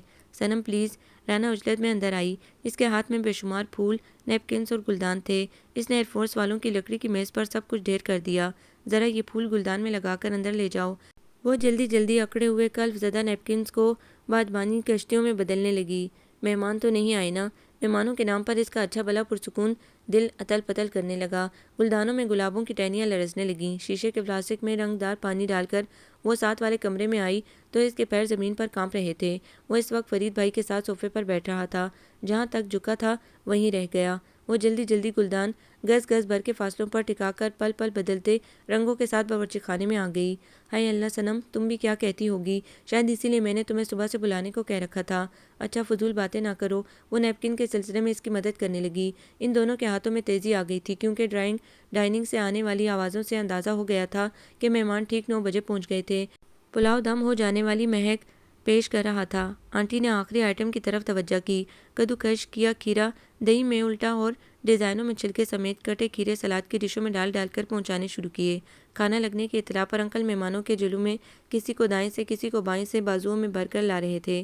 साथ साथ इसका सबसे तारुफ कराते जा रहे थे। ये इस इलाके में इनका वाहिद रिश्तेदार था और गैर फौजी। ये कैसी अजीब रात थी। आसमान बादलों से भरा हुआ था जिसमें चांद बिल्कुल पीला पीला और धुंधला दिखाई देता था। खिड़की के ऐन पीछे इसके सर पर सेंट सैन की तरह चमक रहा था। आप ही प्लेट में खीरे डालते हुए बोली, भाभी आप लोग डी आई खान में इन कीरों को तरस जाएंगी। ये मरी के कीरे हैं, इनमें ज़रा कड़वाहट नहीं। माफ़ कीजिएगा, वो किसी और से मुखातिब था। दानिस्ता इनके सामने आ गया। खीरा कड़वा ना हो तो मज़ा ही नहीं देता। بظاہر بے محل اور ایوریج سے مذاق پر مشتمل یہ فقرہ لوگوں کو عامیانہ سا لگا، لیکن صنم کے گال تپ گئے۔ ایسی سخت سردی میں بھی اسے پیشانی سے پسینہ پونچھ کر حلق کی کڑواہٹ نگلنی پڑی۔ ایسے حفظدہ کمرے سے محفوظ رہنے کے لیے وہ رانا کا مستقل سہارا بن گئی، کبھی گرم پھلکا لانے کے بہانے، کبھی خالی جگہوں میں پانی بھرنے، کبھی ڈونگے بھرنے کو وہ بار بار کھانے والے کمرے سے نکل جاتی۔ عامر مجمع اور شور دیکھ کر گھبرا رہا تھا۔ آپی اسے بار بار کمرے سے باہر لے جاتی کیونکہ بھائی میاں انہیں گھورتے رہتے۔ وہ ان کے سارے ملنے والے جمع تھے، لہٰذا ان کو تو فرصت تھی ہی نہیں۔ اسے آپی پر بڑا رحم آیا۔ وہ طاہر بھائی کے عزت و وقار کی خاطر ڈھنگ سے کھا بھی نہیں رہی تھی۔ اس نے عامر کو بازو میں بھر لیا۔ عامر اس سے مانوس تھا، فوراً چپ ہو گیا۔ وہ اسے بازو میں سنبھالے دریچے پر آ گئی۔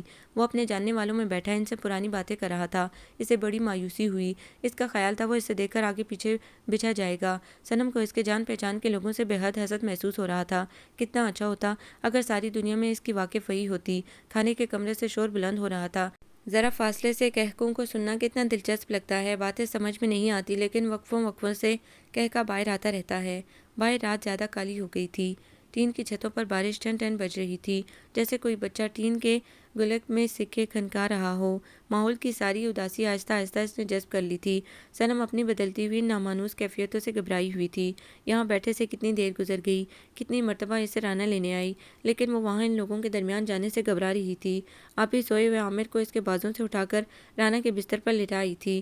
رانا نے دوسری مرتبہ آ کر اطلاع دی کہ سب گاڑیاں چلی گئی ہیں، سب مہمان چلے گئے ہیں، بس اکا دکا نزدیکی لوگ بیٹھے ہیں۔ سب گاڑیاں، سب مہمان۔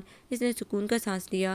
چلو آج کی تپسیا ناکام نہیں ہوئی۔ وہ دریچے سے اٹھ کر اندر آئی تو خان زمان تیسری دفعہ چائے کی ٹرے لا رہا تھا۔ وہ دھچکے سے اپنی جگہ ہی ٹھٹک گئی۔ بچے کچے مہمانوں میں وہ ابھی تک راشد بھائی کے ساتھ ہی بیٹھا تھا۔ رانا اس کے لیے چائے بناتی اسے چھیڑ رہی تھی کہ وہ چائے میں نمک کیوں پیتا ہے۔ ارسلان نہایت خوشگوار موڈ میں تھا۔ صنم کا دل پھر طغیانی کی لپیٹ میں آنے لگا۔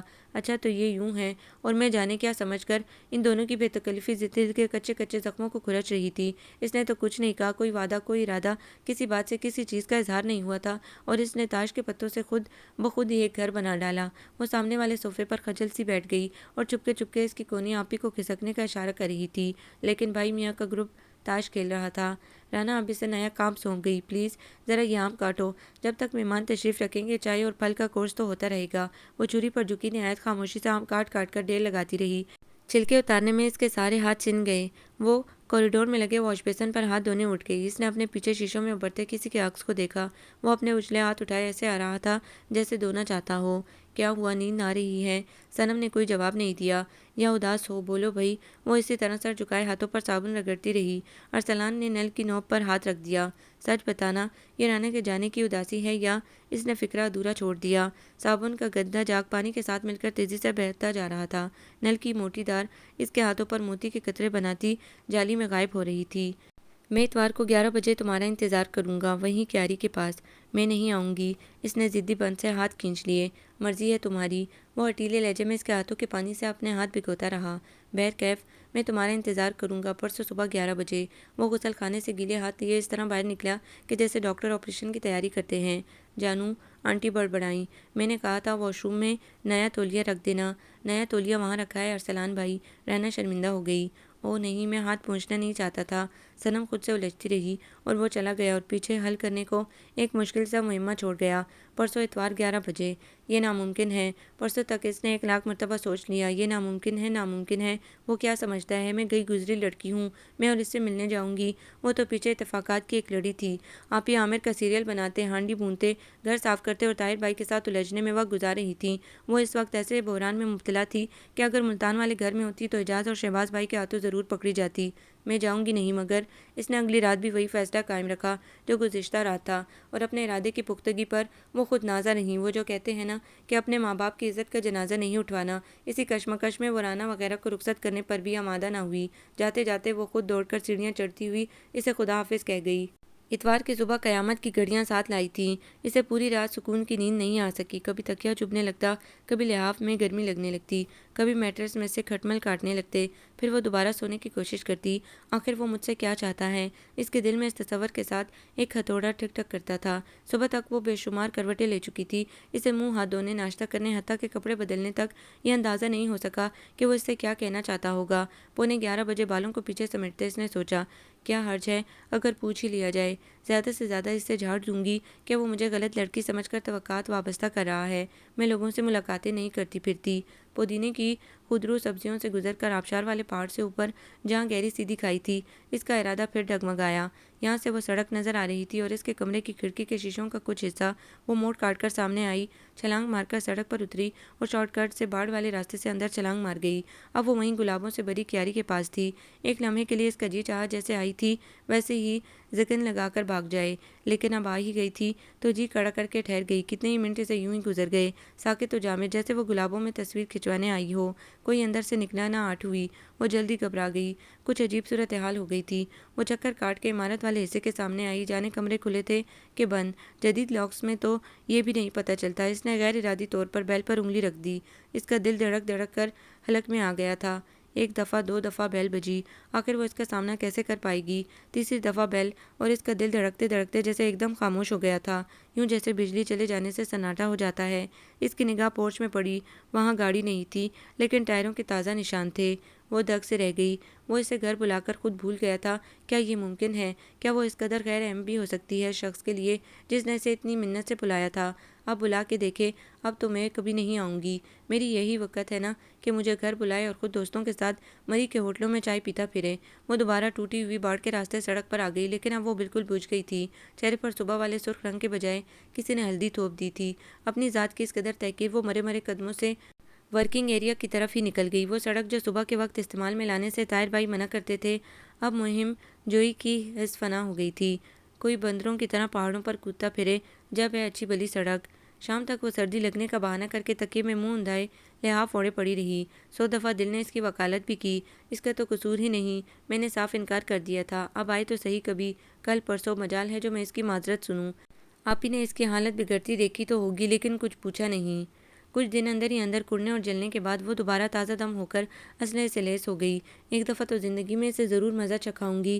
بدلے کا پہلا دن اس نے خودرو پودینے کے پاس گزارا۔ وہ معذرت کرنے آئے گا اب یا تب، لیکن وہ نہیں آیا۔ اگلا دن اس نے بے مقصد مری چھان ڈالا، اس وہم میں کہ ڈاک خانے سے اترتا، لینٹورس پر چڑھتا، مرحبا میں گھستا، آخر کہیں تو دکھائی دے گا ہی۔ وہ پاگلوں کی طرح گھومتے گھومتے کشمیر پونڈ تک ہو آئی۔ جب مسز اسد کی ایڑیاں چس چس کرنے لگیں تو انہیں واپس آنا پڑا۔ تیسرے دن اس نے دلیری کی انتہا کر دی۔ محض اسے جلانے کلسانے کے خیال سے آپی کے ساتھ رات کے کھانے کے بعد اس کے گھر کے سامنے سڑک پر ٹہلتی رہی۔ شیشوں سے روشنی چمک رہی تھی، اندر کچھ اٹھانے رکھنے کی آوازیں بھی آ رہی تھی۔ اسے 2-4 مرتبہ آپی یا عامر کے ساتھ بلند آواز میں بولنا پڑا، لیکن یہ کیا ہوا؟ یہ کیسے ہو سکتا ہے؟ یہ ناقابل یقین ہے۔ لیکن اگلے ہی روز اس کے اعتماد کا پردہ چاک ہو گیا۔ ایک لڑکی اس کے لان میں اس کے پسندیدہ گلابوں کو ہزارے سے پانی دے رہی تھی۔ اس کا چھوٹا سا بچہ لان میں بھاگتا پانی کی بوچھاڑ سے کھیلتا پھر رہا تھا۔ اس کی ماں پانی سے کھیلنے پر منع کرتے کرتے تنگ آ گئی تھی۔ ارسلان کا بیٹا لمحہ بھر کو تو بالکل اسی کا ہم شکل لگا۔ وہ ہاتھ پر ہاتھ دھرے سکون سے نظارہ کرتی رہی۔ آپ آئیے نا۔ لڑکی نے اسے یوں بلایا جیسے وہ یہاں کبھی بلائی ہی نہ گئی ہو، اور وہ ایسے چلی جیسے ہپنوٹائز ہو گئی ہو۔ آپ مسز؟ اس کی زبان اس المیہ کا ساتھ نہ دے سکی۔ میں مسز یوسف ہوں، یوسف کامران۔ ہم لوگ ابھی پرسوں ہی آئے ہیں۔ یہاں آس پاس کوئی گوشت سبزی وغیرہ کی دکان نہیں۔ آپ پرسوں؟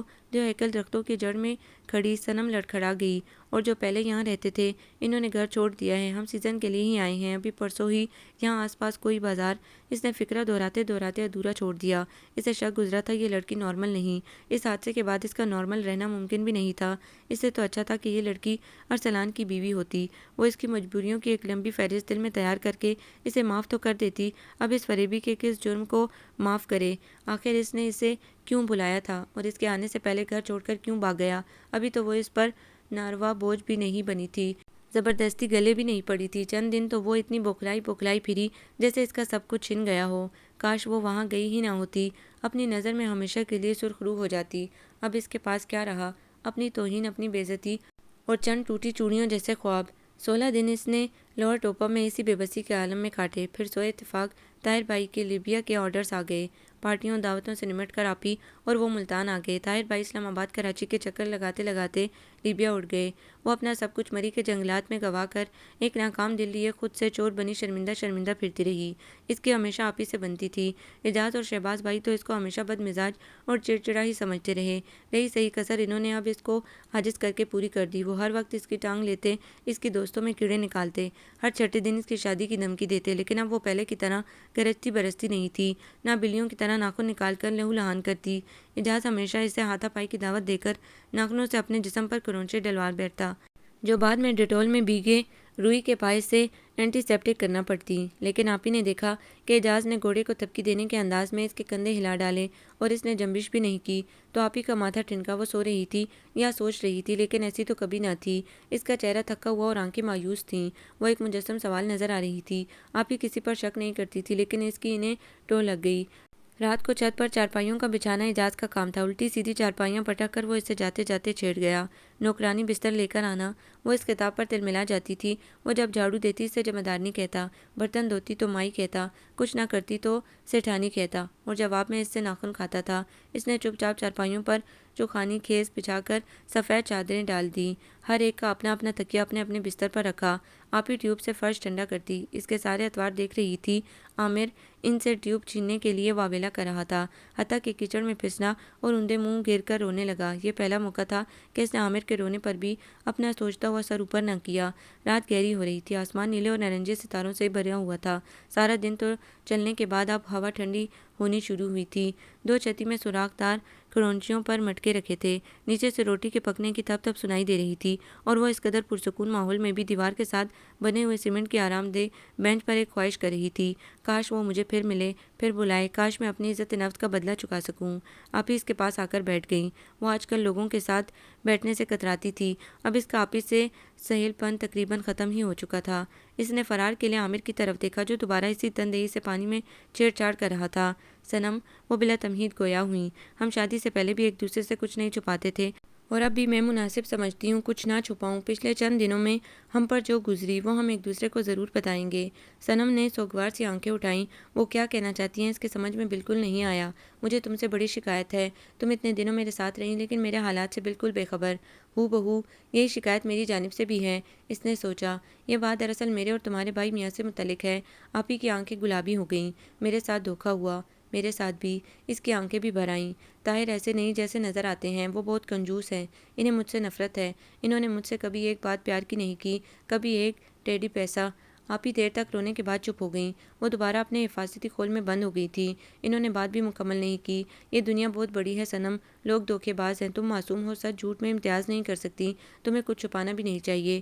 یہ کوئی چکن کارن سوپ نہیں ہے۔ وہ دل ہی دل میں جل گئی، جو آپی مجھے بنانا سکھائیں گی۔ اب وہ آپی کی استادی تسلیم کرنے سے انکاری ہو رہی تھی، اور ابھی اتنی دلیر بھی نہ ہوئی تھی کہ یہ ادھورا سا ناکام قصہ آپی کو سنا کر اپنے سر ایک اور مشکل کھڑی کر لیتی۔ یہ کامچور یہاں بیٹھی ہے۔ اعجاز چڑیاں پھلانگتا ہوا اوپر آیا، اور میں اس کے لیے بم خبر لایا ہوں۔ وہ نزدیک آ کر چوکنا سا ہو گیا۔ کیا ہوا ہے؟ وہ دونوں اپنے زر بختر میں لمحہ ضائع کیے بغیر چپ گئی تھی۔ کیا خبر ہے؟ صنم کا رزلٹ نکل آیا ہے۔ کیا رہا؟ آپی پہلے ہی خوشی سے نہال ہو گئیں۔ یہ تو جلدی میں پتہ کیے بغیر آ گیا۔ وہ ہنس رہا تھا اور صنم جانتی تھی کہ وہ بکواس کر رہا ہے۔ صنم کا ایم اے میں داخلہ یا شادی آئندہ 10 روز کے لیے گھر کا سب سے اہم زیر بحث مسئلہ رہا، جسے دیکھو اپنی رائے دے رہا ہے۔ آپی اور امی کہہ رہی تھی فوراً شادی کر دو۔ اس کے پروپوزلز میں سے بہتر وہ تھا جو امریکہ جا رہا تھا یا جانے کینیڈا۔ صنم تو دن رات کھلی آنکھوں سے محض منظر گزارتی رہتی۔ زندگی آنکھوں کے سامنے ایک بور ڈرامے کی طرح گزر رہی تھی کہ دیکھتے رہنے کے باوجود اس سے کوئی دلچسپی نہ تھی۔ شہباز بھائی کی اپنی شادی اکتوبر میں تھی، وہ چاہتے تھے دونوں کی ساتھ ہو جائے۔ اعجاز کا اکیلا ووٹ یونیورسٹی کے حق میں تھا۔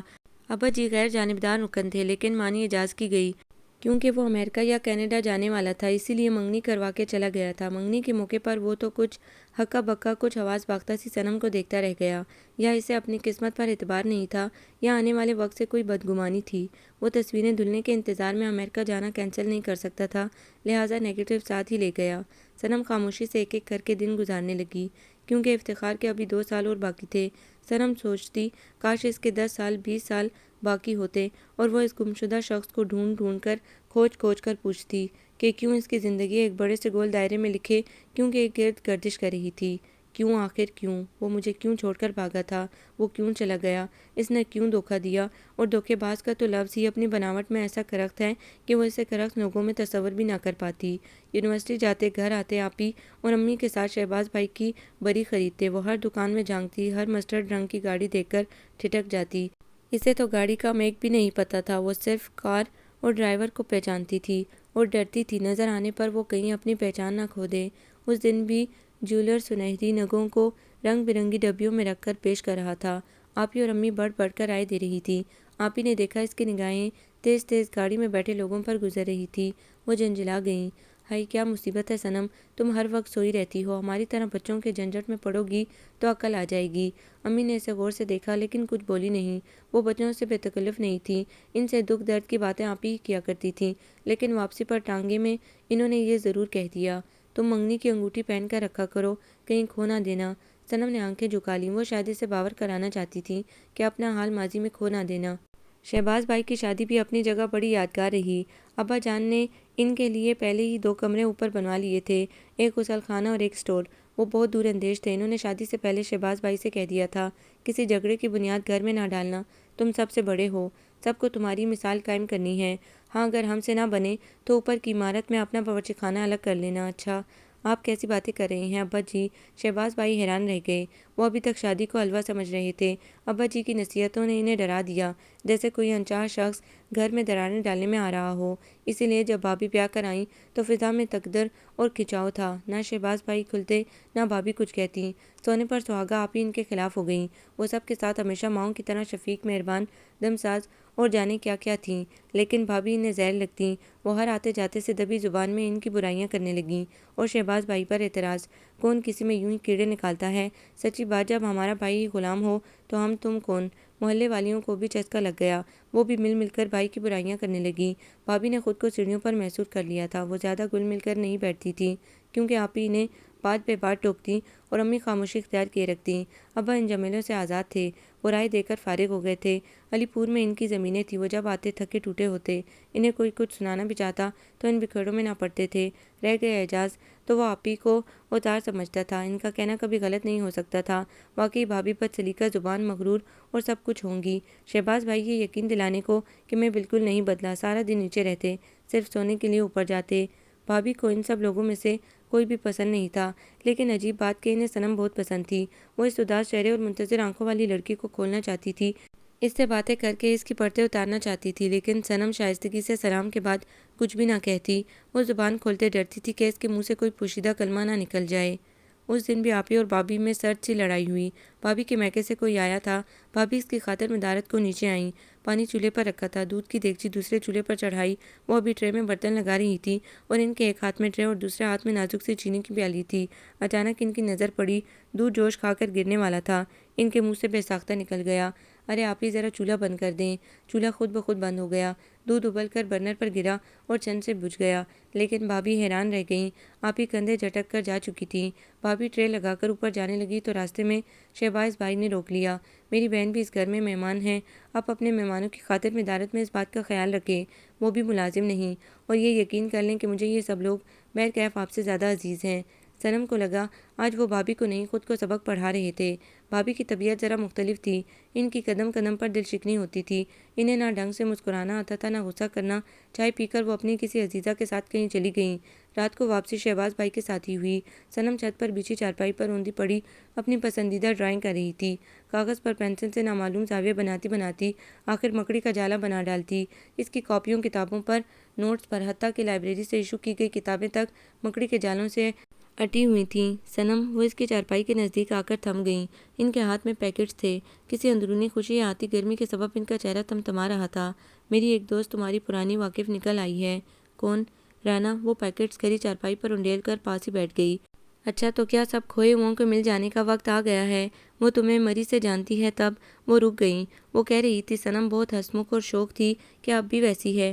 وہ کیسی ہے خود؟ اب تو 3 سال گزر گئے۔ بھابھی نے اس کے منہ سے پہلی دفعہ لمبا فقرہ سنا تھا۔ ٹھیک ٹھاک ہے، بیٹا ہے ایک۔ اچھا کس سے شادی ہوئی اس کی؟ کنویں کی تہہ سے اس کی آواز آئی۔ کزن ہے اس کا، میں تو خود مدت بعد ملی۔ اس کا شوہر کراچی میں ہے نا؟ تبھی اس نے گردن جھکا کر سوچا، اور میں اسے یہاں ملتان میں ڈھونڈتی پھر رہی تھی۔ ٹیک کی آواز کے ساتھ بھابھی کا کمرہ روشن ہو گیا۔ وہ گور اندھیروں میں کھرے پلنگ کی اجوائن میں منہ دیے پڑی رہی۔ آپی نے کھانا لگنے کی اطلاع دی لیکن وہ اسی طرح متمکنہ رہی۔ اب وہ کل رانا کے ساتھ آئے گا، وہ اس کا سامنا کیوں کر سکے گی؟ کیا جانے اب بھی وہ ایسی باتیں کرے، باتیں جو زبان کا کرشمہ ہوتی ہیں پر کسی کی جان لے جاتی ہیں۔ نیچے آپی کی باتوں کی آواز آ رہی تھی۔ شہباز بھائی اور بھابھی باہر کھانا کھا کر آئے تھے۔ ان کے خلاف باتیں جو گھر اجاڑ دیتی ہیں۔ رانا نے شام کو آنے کا وعدہ کیا تھا لیکن وہ صبح سے ہی ڈہ گئی تھی۔ کیمپس سے ناغہ کر کے سارا دن پرانی فکروں کی یاد تازہ کرنے کا شغل کرتی رہی۔ رانا کی آواز باہر سے آ رہی تھی، وہ ویسی ہی تھی، بہت زیادہ بولتی ہوئی۔ وہ اعجاز سے لمبی لمبی باتیں کر رہی تھی بغیر کسی جان پہچان کے۔ کتنی مرتبہ اعجاز نے اسے باہر آنے کو کہا، ارے یہ تو کوئی اور ہے، بالکل ہی کوئی اور۔ رانا اس کے گلے سے لپٹ گئی۔ اس کی گود میں ننھا سا بچہ تھا، وہ اسی طرح تھی، ہنستی مسکراتی خوش باش، اسی طرح بے تکان بولتی ہوئی۔ دنیا تو اس کی اجڑی تھی۔ اس کو دیکھ کر اس کے سارے زخم پھر سے تازہ ہو گئے۔ وہ تو اپنا ہی بول رہی تھی، اس کی طرف کیا دھیان دیتی؟ کس طرح وہ ڈی آئی خان پہنچی، وہاں جا کر لوہر ٹوپا اور صنم کو یاد کیا۔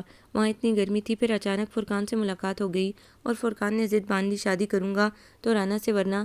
ارے ہاں وہ ارسلان بھائی تھے نا، وہ ایک مرتبہ تمہارا پوچھ رہے تھے۔ بے دہانی میں پلٹتا اس کا بیٹا نیچے گر گیا اور داڑیں مارنے لگا۔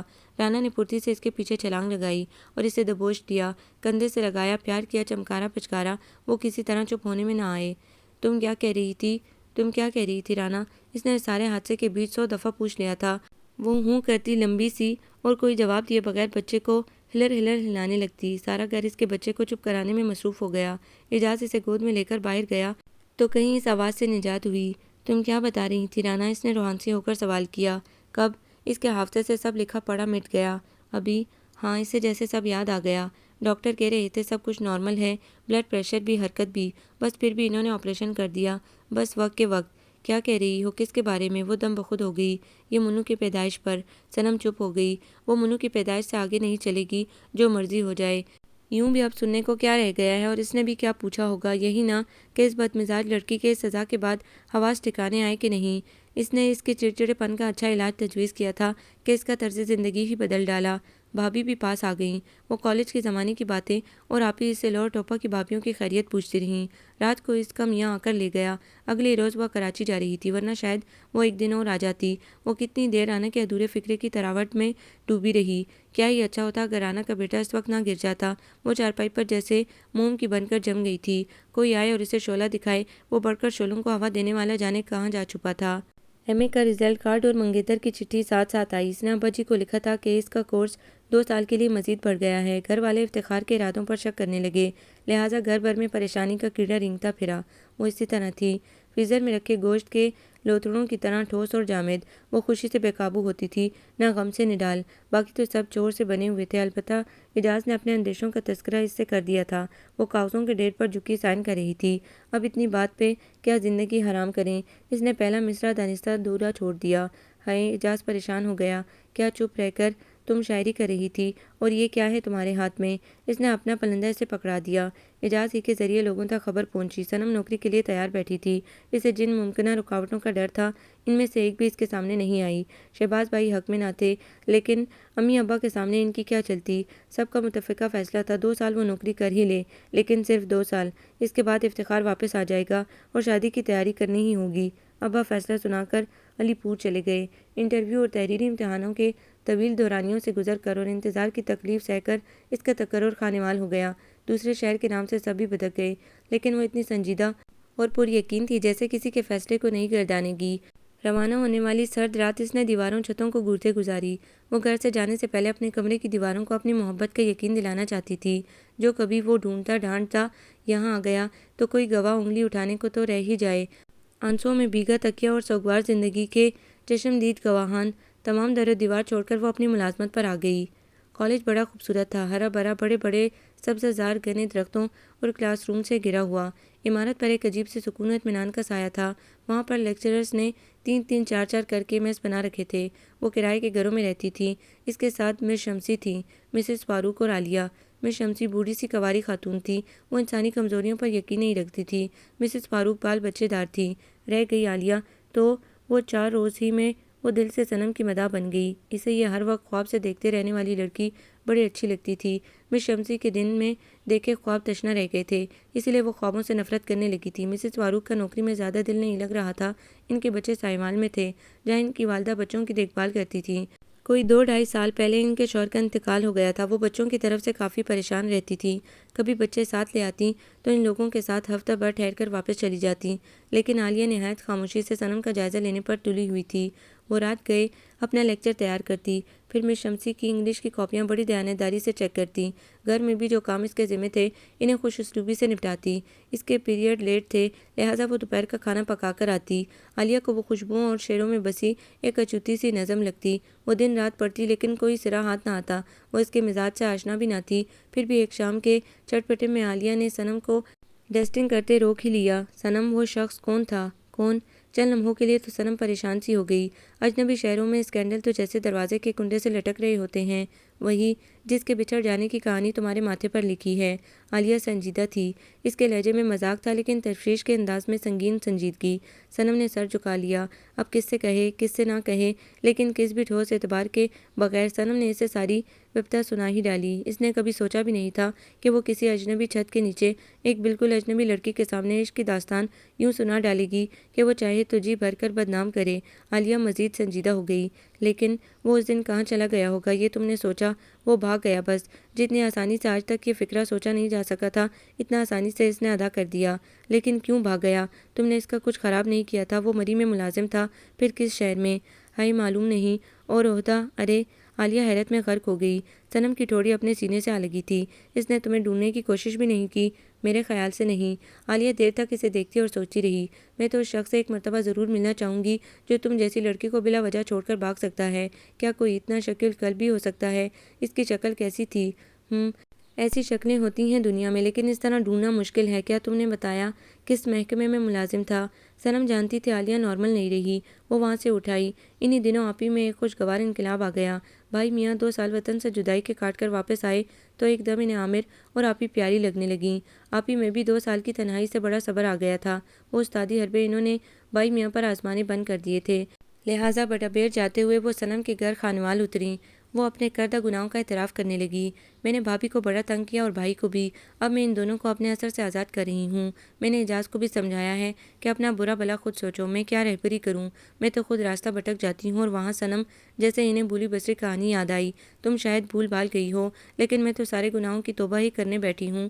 تو بتا دوں، وہ مری میں ایک شخص تھا نا ارسلان، وہ ایک دفعہ میرے پاس آیا تھا تمہارے جانے کے بعد۔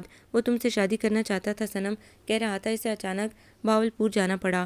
وہاں اس کی والدہ یا پتہ نہیں والد فوت ہو گئے تھے، ورنہ وہ بہت پہلے آتا۔ تمہارے نزدیک یہ بات اہم نہیں ہوگی صنم، لیکن میں طاہر کی وجہ سے اتنی پریشان تھی اور میں سوچتی تھی کہ سب شوہر ایک جیسے ہوتے ہیں۔ میں نے اسے سختی سے دھتکار دیا، پھر ہم لوگ بھی آ گئے۔ سچی بات ہے اس کے بعد مجھے اس کا کچھ پتہ نہ چلا۔ اب میں اپنے سارے گناہوں کی خدا سے معافی چاہتی ہوں۔ خدا میری کسی غلطی کی پکڑ میں اب میرا گھر برباد نہ کرے۔ ویسے تو تمہاری اتنی اچھی بھلی منگنی ہوئی ہے، تم بھی آباد رہو، شہباز اور اس کی بیوی بھی، اعجاز بھی، ان سب کی دعاؤں کے طفیل میرے گھر کو نظر نہ لگے۔ وہ بولتی رہیں۔ ہاں آپی، صنم نے ٹھنڈا سانس لے کر سوچا، خدا کرے تم آباد رہو۔ اب کیا رہ گیا ہے؟ وہ اتنی نڈال سی ہو گئی کہ نہ آپی کو کوس سکی نہ تقدیر کو۔ انہی دنوں دسمبر ٹیسٹ آ گئے اور صنم کو ماتم کرنا چھوڑ کر پھر توجہ پلٹنی پڑی۔ مسز فاروق کی ڈیوٹی آخری دنوں میں تھی اور اولین دنوں میں ان کے بیٹے کی سالگرہ آ گئی۔ عالیہ ان کی پرانی ملنے والی تھی، اسے تو ہر حال میں جانا تھا۔ مسز شمسی ان ہنگاموں سے بھاگتی تھیں اور صنم کے پاس بھاگنے کے لیے کوئی معقول بہانہ، کوئی جواز نہ تھا۔ وہ عالیہ سے بات کرتی رہیں اور صنم کوئی مضبوط سا بہانہ تراشنے کی فکر میں ان کے نزدیک ہی پاؤں سمیٹ کر بیٹھی رہی۔ عالیہ ہنس رہی تھی۔ برتھڈے تو بابا کی ہوگی، فرق بیچارے کا تو نام ہی ہے۔ توبہ نہ پوچھو، ایک ہفتے سے دونوں جھنڈیاں لگا رہے ہیں، بابا اس کو ایک سرپرائز دیں گے ہمیشہ کی طرح۔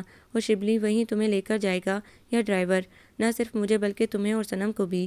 صنم نے کچھ کہنے کے لیے منہ کھولا تو مسز فاروق نے جھڑک دیا، بس کرو بہانہ بازی، مجھے پتہ ہے تمہارا پرچہ ہے، میرا ڈرائیور تمہیں پرچہ شروع کرنے سے پہلے پہنچا دے گا۔ وہ صنم سے ناراض ہونے لگی تھیں۔ صنم اس طرح بے اجازت جانا بھی نہ چاہتی تھی اور اب وقت کے وقت اجازت منگوانی بھی مشکل تھی۔ اس نے چپ چاپ اپنا اٹیچی کیس تیار کر لیا۔ گھنٹہ بھر میں مسز فاروق کی گاڑی آ گئی تھی۔ اور تحفے؟ صنم کونیاں مارتی رہ گئی۔ نہ عالیہ نے سنی نہ مسز فاروق نے۔ خبردار، اگر کسی نے تحفہ دیا جلدی کرو۔ عالیہ نے اپنا بیگ گھسیٹا اور ڈکی میں اڑس دیا۔ ہائے ڈرائیور، اور شبلی صاحب کہاں رہ گئے؟ وہ ابھی ملتان شریف کا ہی چکر کاٹ کر۔ ہاں ویسے یہ زیادتی ہے، بابا بیچارے کتنے اکیلے ہیں۔ وہ لاکھ منہ سے نہ مانے لیکن زندگی بھر کا ساتھی بچھڑ جانا۔ صنم سڑک کے دونوں کنارے آگے شیشم کے درخت دیکھتی رہی۔ ان دونوں کی باتوں سے اسے دلچسپی نہیں تھی۔ سول لائن کے خوبصورت اور سبز گھروں میں سے ایک وسیع گھر میں مسز فاروق کی کار داخل ہوئی۔ سروں اور پپیتے سے گھرا لان وہاں گہما گہمی تھی۔ عالیہ لپک کر ان لوگوں میں گم ہو گئی۔ مسز فاروق نے صنم کا سرسری سا تعارف کرایا۔ اگر تم کو باتھ روم جانا ہے تو آؤ۔ وہ اس کا ہاتھ پکڑ کر پورچ کے راستے اندر چلیں۔ سورج غروب ہونے والا تھا اور جاتے جاتے اپنی پھیکی شعاؤں سے پورے گھر کو نہلا رہا تھا۔ بابا، شبلی نہیں آیا نا؟ انہوں نے دروازہ کھولا اور ٹھاک سے بند ہو گیا۔ آ جائے گا بیٹا، آ جائے گا۔ مسز فاروق کے بابا کوریڈور میں چوکی پر نماز کی نیت باندھنے والے تھے۔ صنم کے سر پر ہاتھ پھیرا اور دعا دی۔ خوش رہو بیٹی، انہوں نے کہا۔ میری نماز قضا ہونے والی ہے اور نیت باندھ لی۔ مسز فاروق کے واش روم سے ہاتھ منہ دھو کر بالوں کو برش کر کے باہر نکلی تو راستے کی گرمی اور تھکاوٹ سب اتر گئی۔ کوریڈور میں اسے فاروق بھائی نظر آئے۔ مسز فاروق نے پہلا سوال داغا۔ شبلی کی اطلاع؟ آپ ان کے سودائی پن سے آگاہ ہیں؟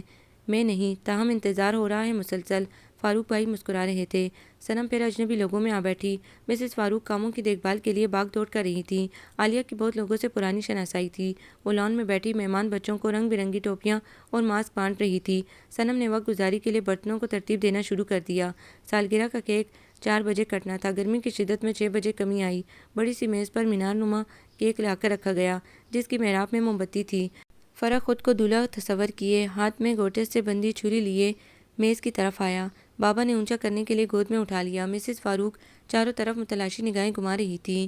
Ladies and gentlemen, guest of honour, کسی نے نعرہ مارا۔ میز کے دور دراز کونے سے غیر ارادی طور پر صنم نے آنے والے کی طرف نگاہ اٹھائی۔ صرف ایک لمحے کی نگاہ، پھر ساری فضا تاریک ہو گئی۔ پتہ نہیں تھوڑی دیر کے لیے روشنیاں بجھ گئیں یا اس کی آنکھوں کے آگے اندھیرا چھا گیا۔ ساری سالگرہ، ساری میزیں، لان، مہمان ایک دوسرے میں گڈمڈ ہو گئے، جیسے کسی نے بڑی مشین میں ڈال کر بھین ڈالا ہو۔ اس نے میز کا سہارا لینا چاہا لیکن وہ اس کی گرفت میں نہیں آئی۔ صنم پلیز خود پر قابو رکھو، تماشا بن جاؤ گی، عالیہ اس کے کان میں منمنائی۔ پھر جیسے وہ حواسوں میں واپس آ گئی اور واپس آتے ہی ایک ایک کر کے ساری چیزیں اپنے ٹھکانوں پر واپس آتی چلی گئیں۔ ان لوگوں میں وہ بھی ہے، کہاں ہے؟ عالیہ نے صنم کی طرف دیکھا۔ اس کی پلکیں اس بوجھ کو اٹھانے کی متحمل نہیں لگ رہی تھیں، پھر بھی اٹھنے کی کوشش میں بار بار گر رہی تھیں۔ صنم، شبلی، شبلی، ناممکن بھئی۔ وہ ایک کرسی پر ڈیر ہو گئی۔ سالگرہ کا فنکشن اپنے عروج پر تھا۔ وہ کوک ہاتھ میں پکڑے، اسٹرا منہ میں دبائے، جلتی ہوئی کن پٹیوں اور سرخ پٹی رنگت کو قابو میں رکھنے کے لیے اپنے اعصاب کو چابک مار رہی تھی۔ فرق اور اس کے دوست غبارے پھاڑ رہے تھے، کوک کی بوتلوں پر شرطیں لگا رہے تھے۔ صنم نے نگاہ اٹھانے کی گستاخی ترک کر دی۔ مسز فاروق کے بچے ٹیک پر تھرل سن رہے تھے۔ عالیہ صنم کے پاس ہی جا بیٹھی۔ تم بہادر ہو صنم، نیچی نگاہ رکھو، خود پر قابو رکھو، سب ٹھیک ہو جائے گا۔ چاہو تو اندر چلی جاؤ لیکن اس طرح تم سب کی نگاہوں کے ضد میں آ جاؤ گی۔ اس نے سب پر خاص طور پر زور دیا۔ یہ عالیہ بی بی کس سے چھپ کر بیٹھی ہیں؟ وہ ملکی سی روشنیوں میں راستہ بناتا عالیہ کی طرف لپکا۔ اور آپ کی معزز مہمان مسز فاروق؟ وہ کسی چونچال موڈ میں بڑھ رہا تھا لیکن آگے تک نہیں آیا۔ عالیہ نے سٹ پٹا کر دیکھا۔ وہ حیرت زدہ تھا اور ساکن، جیسے شدید حبس میں کھڑا اکیلا درخت۔ عالیہ کی نگاہوں سے ایک ایک کر کے پردے سرکنے لگے۔ اب زندگی کون سا سین دکھانے والی ہے؟ وہ راستہ بھول جانے والی لڑکی اور یہ ضدی اور مشہور و معروف شبلی۔ مسز فاروق نے اس کی میویت بازو سے گھسیٹ کر توڑ دی۔ بدتمیز، تو ہمیشہ اس وقت آتا ہے جب کیک کٹ جائے۔ لگتا ہے دروازے کے پاس رک کر کیا ہوا؟ وہ دیکھ کر گھبرا گئیں۔ یہ میری دوست ہے اور یہ میرا بھائی۔ شبلی، مجھے اس مرتبہ تمہاری اچھی طرح کھچائی کرنی ہے۔ وہ اپنا ہاتھ چھڑا کر دوسری طرف چلا گیا۔ دیکھا، یہ اس طرح کرتا ہے، انہوں نے عالیہ سے شکوہ کیا۔ اور بابا بیچارے کتنے پریشان ہیں، دیکھو عالیہ اب بچوں میں بچہ بنا ہوا ہے۔ عالیہ کے بجائے صنم کی نگاہیں اس کے پیچھے پیچھے گئیں اور مایوس لوٹ آئیں۔ وہ خوش باش لگ رہا تھا اور فرق کو کندھوں پر اٹھائے بابا کے پاس جا بیٹھا۔ تو آج تک یہ شخص اس محفوظ چھت کے نیچے چھپا رہا، اس لان میں کھیلتا رہا اور وہ کہاں کہاں نہ ڈھونڈ آئی۔ اب پوچھے بھی اور حساب بھی مانگے تو کس سے؟ وہ تو ایسا اجنبی بنا ہوا تھا جیسے پہچانتا ہی نہیں، کبھی ملا ہی نہیں۔ سالگرہ کا ہنگامہ عروج پر پہنچ کر رفتہ رفتہ ٹھنڈا ہو رہا تھا۔ صنم کا ہیجان بھی آہستہ آہستہ ٹھنڈا پڑنے لگا، جیسے شدید زخموں کو بے ہوشی کے انجیکشن سے نیند آ جائے۔ اس کے برسوں کے کھلے زخموں کو آہستگی سے نیند آ رہی تھی۔ لوگ اجازت لے لے کر رخصت ہو رہے تھے اور وہ وہیں کرسی پر گری ہوئی تھی۔ کون آیا کون گیا وہ حواس خمسہ کی خوبیوں سے آری تھی۔ سارے اعضاء جیسے منجمد ہو گئے تھے۔ صرف ایک رئیس الاعضاء ہی تھا جو پھڑک پھڑک کر اپنے ہونے کا ثبوت دینا چاہتا تھا۔ رات تاریک ہوتی جا رہی تھی۔ لوگ لان سے کرسیاں اٹھا اٹھا کر اندر لے جا رہے تھے۔ میزوں سے چمچے کانٹے جمع کرنے کی ایک پرشور آواز بلند تھی۔ آج کے دن اعصاب پر ایک ایک آواز کی چوٹ پڑ رہی تھی۔ عالیہ نے اسے پورچ سے پکارا، اندر آ جاؤ صنم۔ وہ ایسے اٹھی اور ایسے چلی جیسے مدتوں سے یہ مشق ہی نہ رہی ہو۔ وہ عالیہ کے بقول اپنا تماشا نہیں لگوانا چاہتی تھی۔ بے کسی کا مرکہ نہیں بننا چاہتی تھی۔ آہستہ قدموں سے چلتی ہوئی وہ عمارت کے اندر آ گئی۔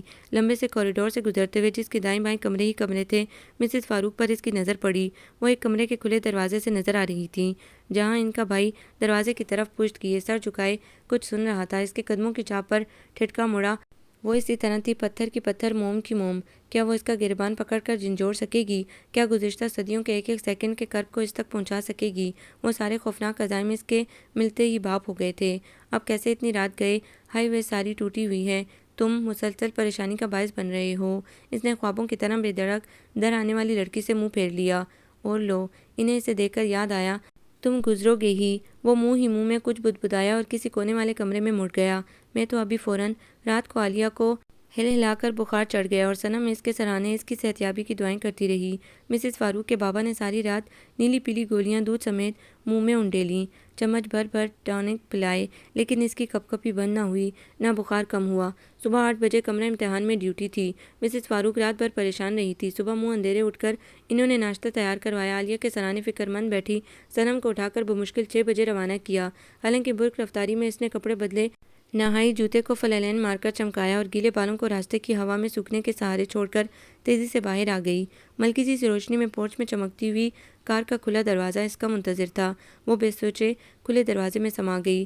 رات بھر عالیہ نے پریشان رکھا تھا، دن نوکری کی فکر لایا اور بیٹھتے ہی اسے تیسری پریشانی کا سامنا کرنا پڑا، کیونکہ گاڑی ڈرائیور نہیں چلا رہا تھا، اس کے اوزان بحال نہیں ہوئے تھے، ورنہ وہ بیٹھنے سے پہلے صورتحال سمجھ تو لیتی، بھلا ڈرائیور کی موجودگی میں کبھی اگلا دروازہ کھل سکتا تھا۔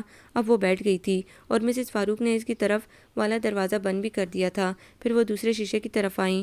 شبلی، صنم کو گیٹ پر اتارنا اور ذرا احتیاط سے چلانا، راستہ خراب ہے۔ وہ دونوں کے لیے فکر مند تھی۔ شبلی نے مؤدبانہ حامی بھر لی۔ اس کی مٹھی نے گیٹ کو مضبوطی سے اپنی گرفت میں رکھا ہوا تھا۔ جو ہی گاڑی نے رفتار پکڑی، سامنے سے سرخ رنگ کا بے تپش سورج آہستہ آہستہ ابھرنا شروع ہوا۔ سفر میں سورج جیسے ہی طلوع ہوتا ہے، وہ ہڑپا تک خاموشی سے چلتا رہا۔ اس کے دونوں ہاتھ اسٹیئرنگ کو اس طرح قابو میں رکھے ہوئے تھے جیسے وہاں کار نہ ہو، کوئی صدایا ہوا چیتا ہو۔ سامنے کولتار کی چمکتی ہوئی مرمت شدہ سڑک تھی، جس پر جا بجا گھروں نے چیچک کا سا حلیہ بنا دیا۔ لوگ ابھی تک سڑک کے دونوں اطراف بان کی چارپائیوں پر سر تک چادر ڈالے سو رہے تھے۔